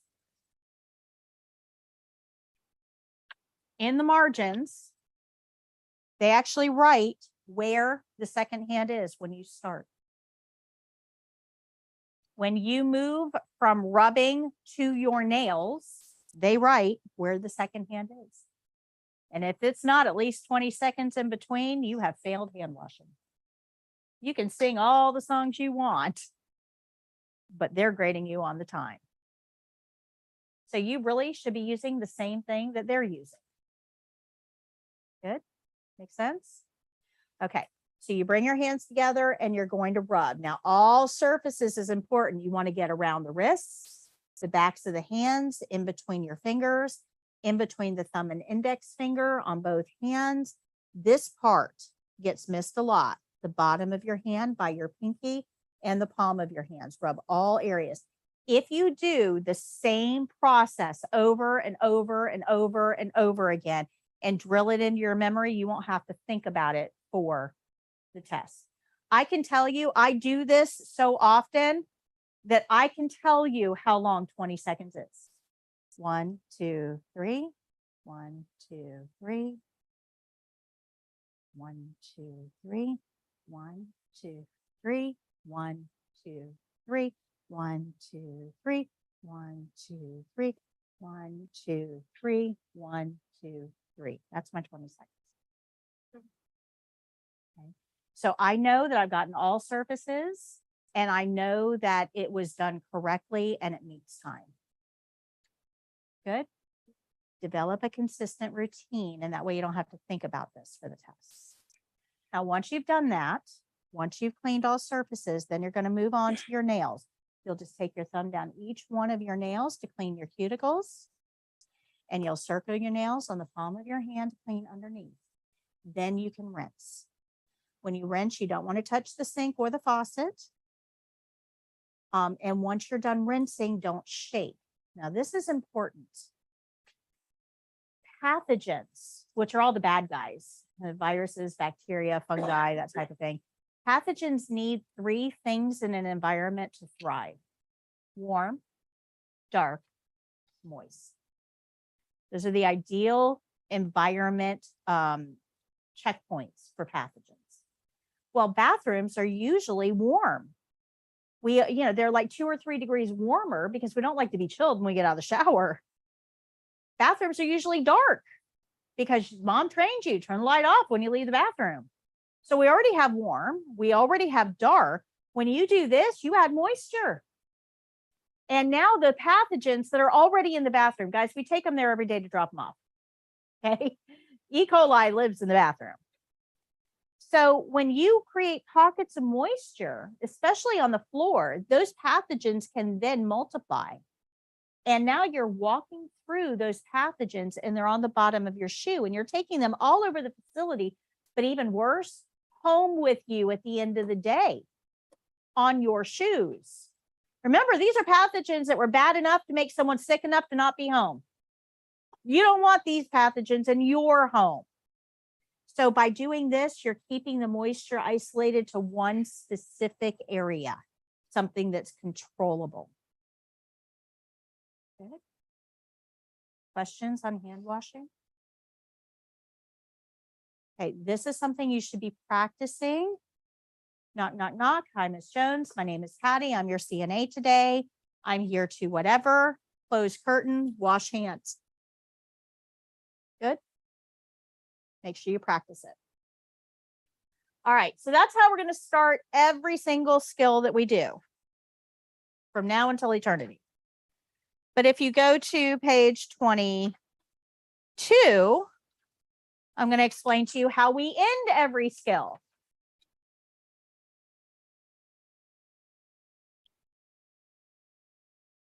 So just like every skill starts the same way with very prescribed steps, every skill is going to end the same way with very prescribed steps. We call this the closing.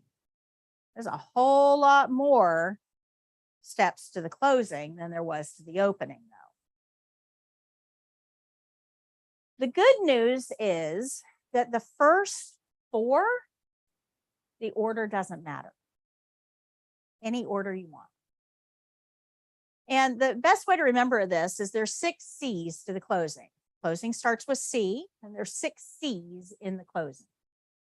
The first 4 we don't care about. Comfort, curtain, call light, clean environment, however you want to do it. But after that, when you're all done with the patient, you clean your hands. Because the patient has cooties. Like all over their environment. Cooties get spread around. So when you're done with the cooties in the environment, you want to go wash them off at the sink. Get rid of them. Then, once you have clean hands, you can chart if it's required. Document. But remember when we did our activity, we learned that you have to end the skill with clean hands. So if we documented, we can't end the skill because we touched the pen. So what would we need to do again? Wash our hands to get that checkpoint for end skill with clean hands. So documentation skills actually require 3 hand washings. Hand washing during the opening before we touch the patient, hand washing during the closing before we document, and then hand washing after we document. A lot of hand washing. Invest in lotion. It will be your new best friend. Good? Okay, so the first 4 C's, we don't care about the order, but they're all important. So I want to go over each one individually.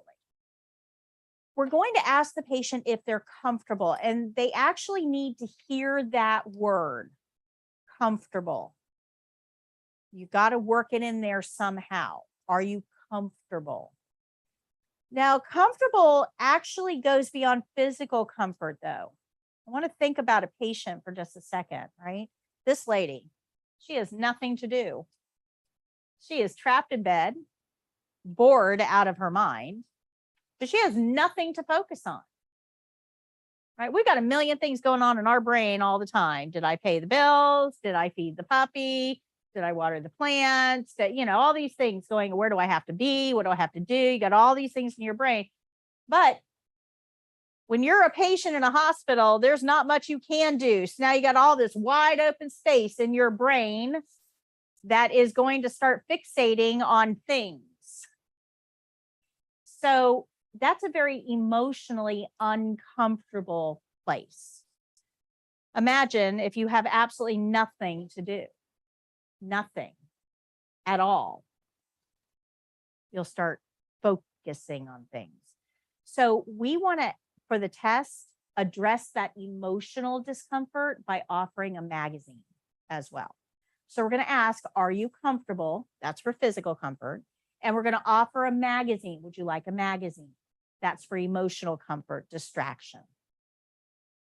Now, I get it. In a hospital, we're not passing around magazines person to person. That's an infection control nightmare. But all it's doing is showing that we are aware of the need for emotional distraction. Good? Okay. So comfort, They need to hear it, physical and emotional. We have to give them their call light. And in most cases, we're going to put the call light in their hand and tell them how to use it. Here's your call light. Press the red button if you need me. Okay, so you want to give them the call light and tell them how to use it. We want to make sure the environment is clean. People rest better if they're in a clean environment. If it's chaotic and disorderly, and people tend to not rest well. So look around. Did you get the barrier off the table? Is there trash on the floor? Do the sheets need to be straightened up? Look around. And then you want to ask, and then you want to open the privacy curtain. So the 4 of those things, it doesn't matter what order you do them in, however you want to do them. Comfort curtain, call light, clean, however you want to do it.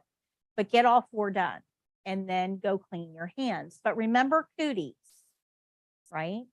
So if you get everything done that you think you need to do, you go over to the sink, you wash your hands, and you realize, oh, I didn't give the patient a call light. If you come back over here and hand the patient the call light, you've just re-cootied up. So what do you need to do? Go wash your hands again. So if you're over there washing your hands again and you realize, oh my gosh, I didn't ask if they needed anything before I left, and you come back and you say, do you need anything? You've just re-cootied up. So what do you need to do? Okay, so you want to get everything done before you go over to that sink to wash your hands, because once you wash your hands, you're done with the patient. If you go back to the patient, you've got to re-wash. Good? Make sense? Cooties, man, they'll get you. But this is how pathogens spread from one person to another in a clinical setting. Our hands are the worst, the absolute worst at spreading pathogens. So any questions on that? This is what your closing sounds like. Hold on one second.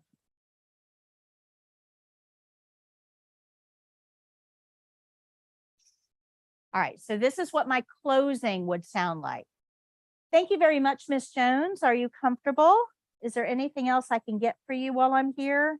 Would you like a magazine? No? Okay, I'm just going to straighten that sheet up a little bit. There you go. Your environment is clean. Your call light is in your hand. If you need me, just press the red button. Everything looks good. Open the curtain, and I would go wash my hands. So let me go over there. We're going to wash our hands one more time.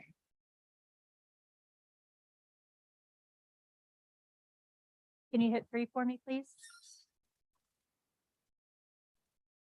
So I'm going to wet my hands, get some soap, lots of soap, and I'm going to look at the clock. I'm going to rub the back of my wrist, back of my hand in between my fingers, in between my thumb and index finger, the bottom of my hand by my pinky, and the palm of my hand. Now I'm going to go down each one of my nails to clean the cuticle. Circle my nails on the palm of my hand, and then rinse. I don't want to touch the faucet or the inside of the sink. And I'm going to tap, keep the water in the sink.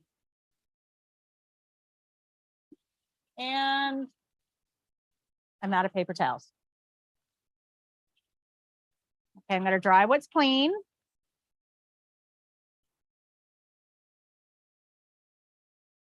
And I would get clean, dry paper towel to turn the faucet off. Not a wet one. I don't have any clean, dry ones. So that's your closing. Your closing is going to be done the same way at the end of every skill, every single skill.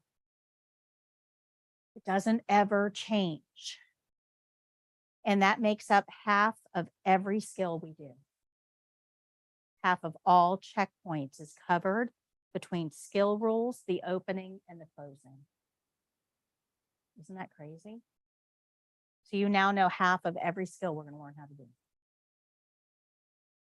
Good. Okay.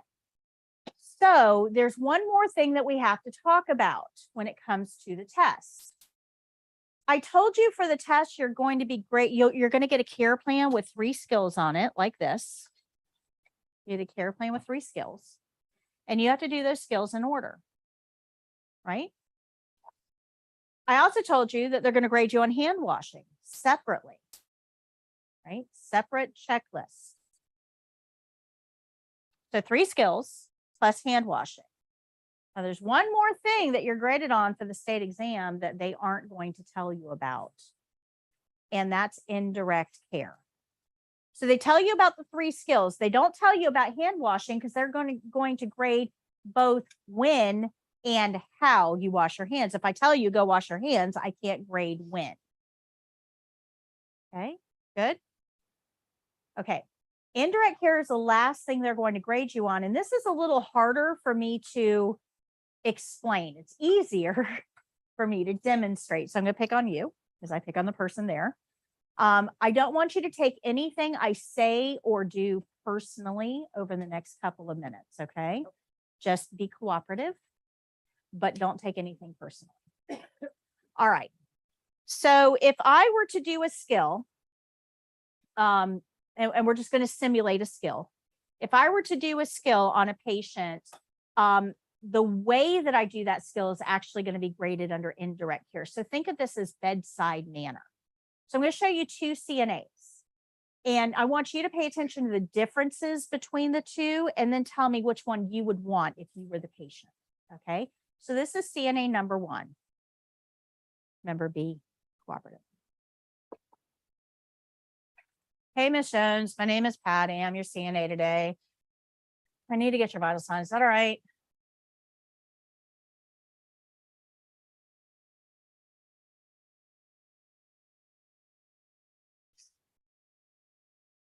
I have clean hands. All right, Miss Jones. Come on. Start. Stop. Is there anything else you need while I'm here? Call lights over there.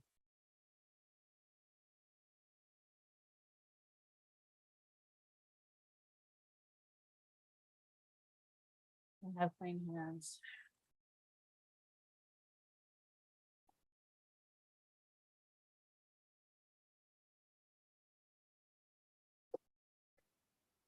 Wash my hands again. My skill is done. How many of you guys have seen that CNA out there? Do we need any more of those? No. Okay, they're grading on this. This is how important it is. They are grading on this. This, not the skill, not the hand washing, not the technical. This is all people. And it's called indirect care. So let's see if we can do a little better. Okay. Hi, Miss Jones. My name is Patty. I'm your CNA today. How are you? Great. I need to get your vital signs. Is that okay? Yes. Okay, I'm just going to go close your curtain, wash my hands, and I'll be right back.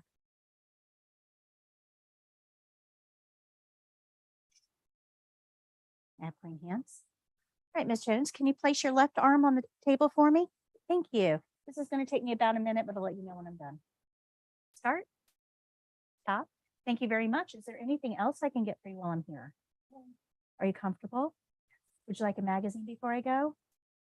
All lights there. We're going to pretend you can reach it.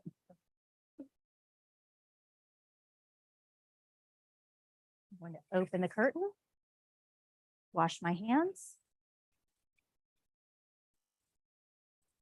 document, wash my hands again, think about the steps of my skill, make any corrections.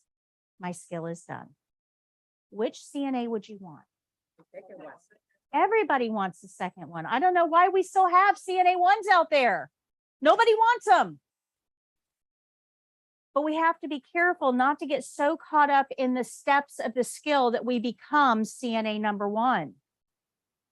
And that is a very real danger for students because you're more likely to focus on you for the test than you are on the patient. Does that make sense?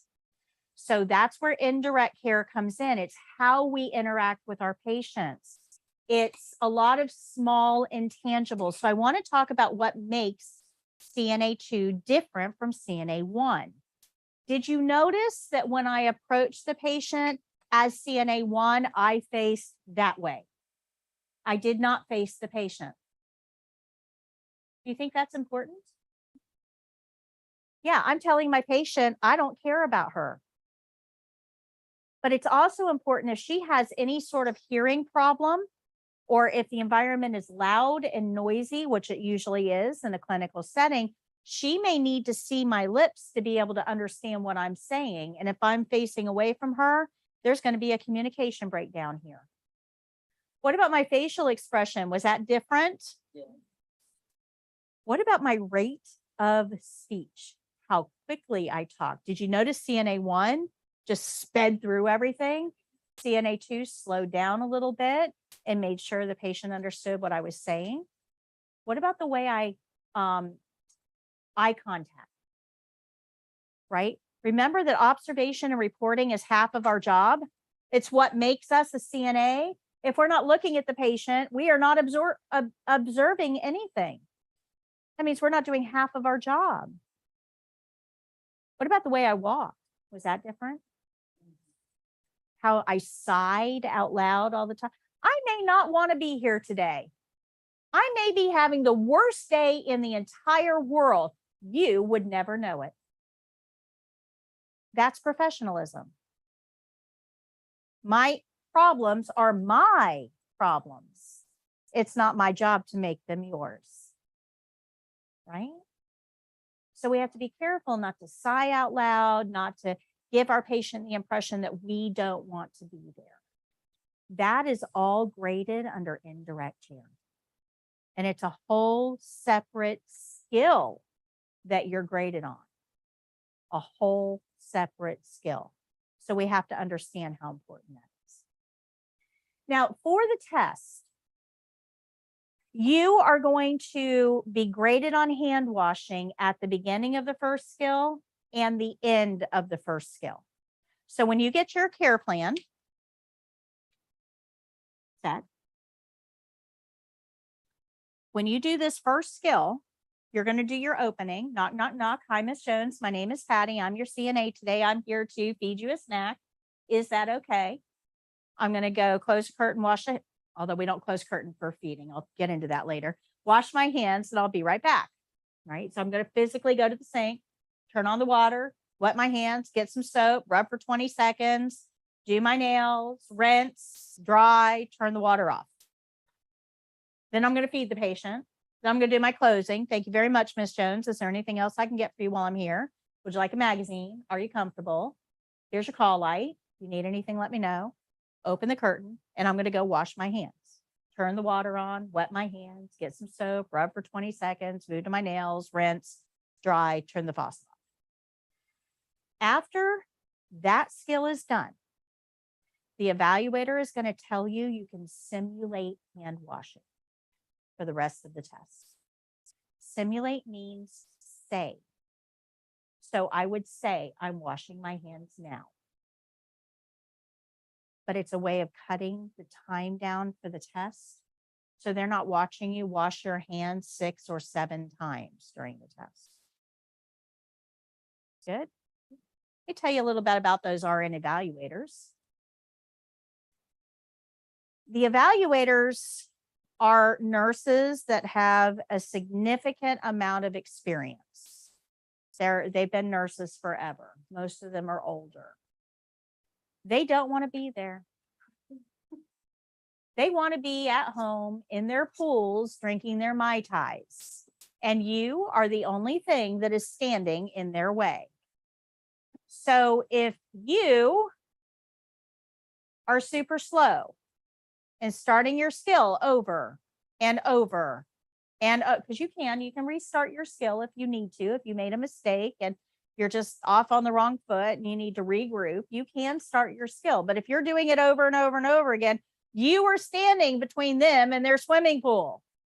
Their patience level is going to go, woo. That's why hand washing is simulated after the first skill. Because think of it, everybody has a documentation skill, right? All documentation skills need 3 hand washings. And then you got 2 hand washings for the other 2 skills. So that's 7 hand washings per person. and there's 8 people testing. That means that they would have to watch 56 hand washings every day. Where do they want to be? In their pool drinking their Mai Tais. They do not want to, once you wash your hands twice or 3 times, they're done. You're good. I got it. You know how. Awesome. Just tell me when. We're good. Okay. But do not simulate until they tell you to simulate. Because let's say you made a mistake on the first one. It could happen. They may let you wash your hands at the beginning of the second skill and grade that one instead. So do not simulate until you're told to simulate. Questions? Okay. So we have learned skill rules today. We follow the whole and nothing but the Care plan. okay. We observe for any abnormalities or changes or pain. And what do we do with that information? Report it to the nurse. Okay. We start every skill with the opening, and every opening starts with a knock. We're going to identify our patient by name. We're going to introduce ourselves by and title, right? We're going to explain to the patient what we're doing and get their, okay, permission. And then we're going to close the curtain. And what do we do right after we close the curtain? Wash our hands, and then we can go get our supplies. Every skill ends the same way. We're going to thank, by the way, you want to thank the patient. They are a reason that you have a job. We need to make them feel welcome. So we want to thank them. Thank you very much. You're going to make sure they're in a clean environment, give them their call light and tell them how to use it. You want to make sure they're comfortable. And you want to open the curtain. Doesn't matter how you do that. But once you've done all those things, what's the next thing you want to do? You touch that curtain. Wash your hands. That's right. And then if you're going to document, what do you have to do after documenting? Wash your hands again. So we have to learn 11 principles. You've already mastered 3. I told you it was going to be easy. Okay. The rest of the class is going to go just as easy, because if I explain the why behind what I'm asking you to do, it makes more sense and you're more likely to do it. And now you'll never, ever, ever look at a privacy curtain without wanting to wash your hands. So that means that for the test, you will never forget to wash your hands. So the way that I'm training you is guaranteed to make sure that you perform well for the test.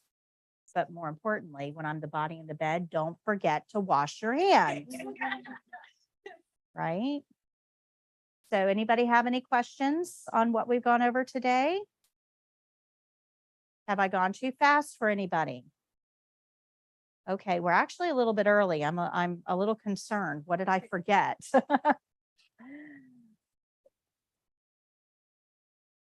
We covered it all. All right.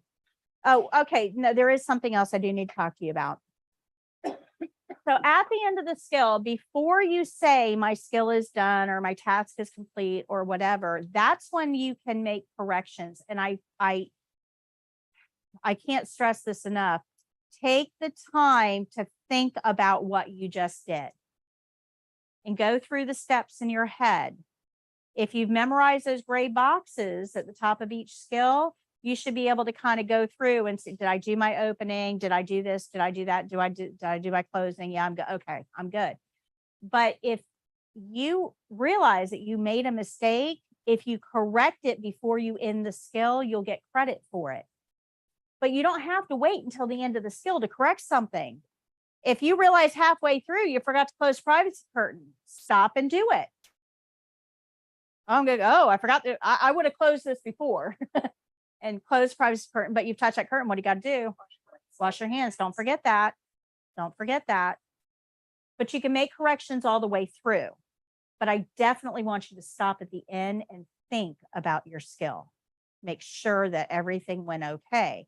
Because you can go from failing the test to passing it with just a few words by recognizing what you did wrong. Okay, remember, corrections are a really big deal. I have a whole presentation on that in the online course. So how many of you got the email that was sent out to you last night? Anybody get the email? Okay, good. Very good. You will get 2 more emails from us. One of those is going to be a wrap-up session from today. So everything that we went through, the links for the videos will be up there. It'll have a link for the replay of this, because this will be up for replay as well. You will have a link for the ebook in there, and it'll just kind of go over everything. It'll wrap up what we went through in class today. If you give me just a minute, I'm going to print out a review sheet for you as well. I have a review sheet that I give out at the end of every class that just is a quick overview of what we went through. If you keep these review sheets, the answers are at the bottom. If you can go through and fill this out, that means you stayed awake today. Good job. If you keep all of these before you go test, this makes a great review session right before you go test. You should have these in your car on testing day. So before you go in and test, you should go through these one more time. I just started doing these review sheets 2 or 3 classes ago, and the students, they're telling me that this makes all the difference in the world when they go to test. So let me print these out for you. Give me just a minute. Don't rush out on me. I still have 10 minutes. And so that's the first email that you're going to get. The second email that you're going to get is the invitation for the online class. I would like you to, I'm not going to go in and check. This is all up to you. But I would like you to go into the online course, and you're going to see lessons. I want you to do the lesson for skill rules, the opening, the closing, and hand washing. If you do that, it'll help you put into practice what we learned in class. And that way it just helps kind of cement that learning in. If you can do that before class on Wednesday, and then each class that we do, make sure you're doing the lessons associated with it, you're guaranteed to pass. Does anybody have any questions for me? Okay, let me print out your review sheet.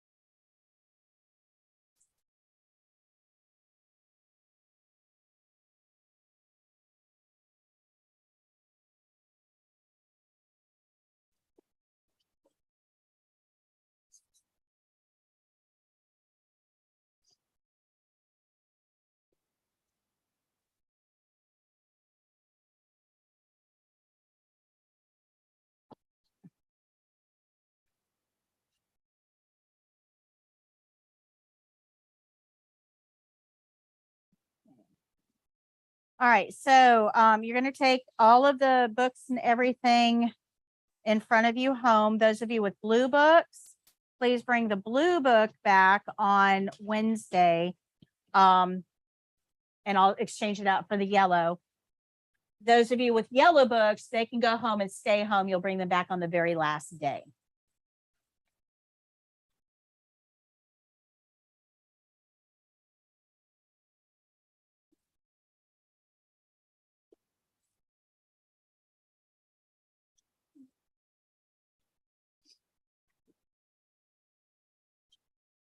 You can take that home, fill it out. Answers are on the bottom, so you can check your answers. And with that, I am done with you. Please remember that class will be on Wednesday, 9 to 1. And I only open the doors about 10 or 15 minutes before class. Everybody get an ID badge. I know I still have to remake yours. Everybody else, what's that? You take it with you. Just wear it to class each day. Okay?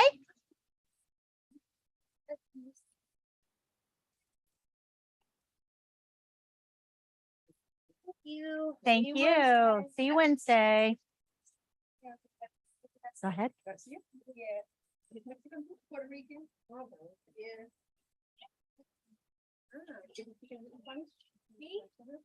Mhm. I'm picking up a little bit. I've only been with them like 8 months, but I'm slowly picking up. We cuss each other more. Sure, yeah. And I need to get, I need an application from somebody. Did you bring an application or did she fill it out for you? Let me look in your folder. Hold on. Yes.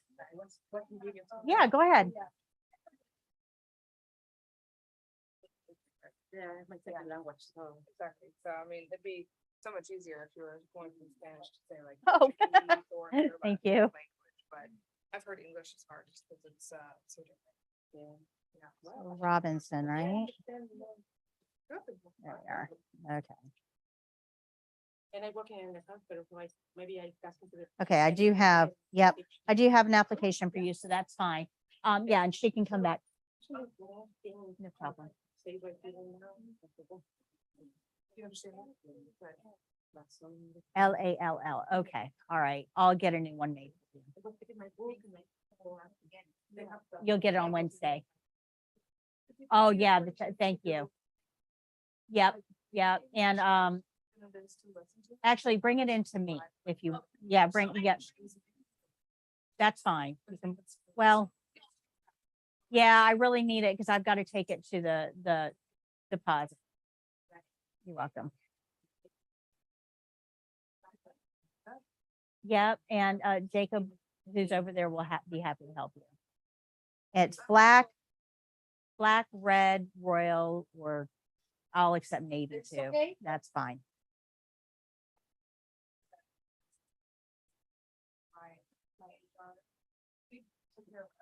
Yep.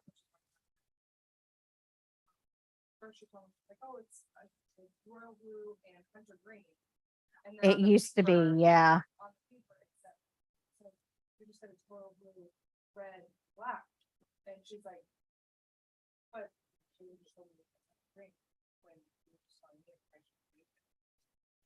Yeah, that we changed the colors a couple classes ago, so I think she had the older information. Can I get you to fill that out for me, please? The registration. Thank you. So that's like everything for today. That's it for today. Thank you very much.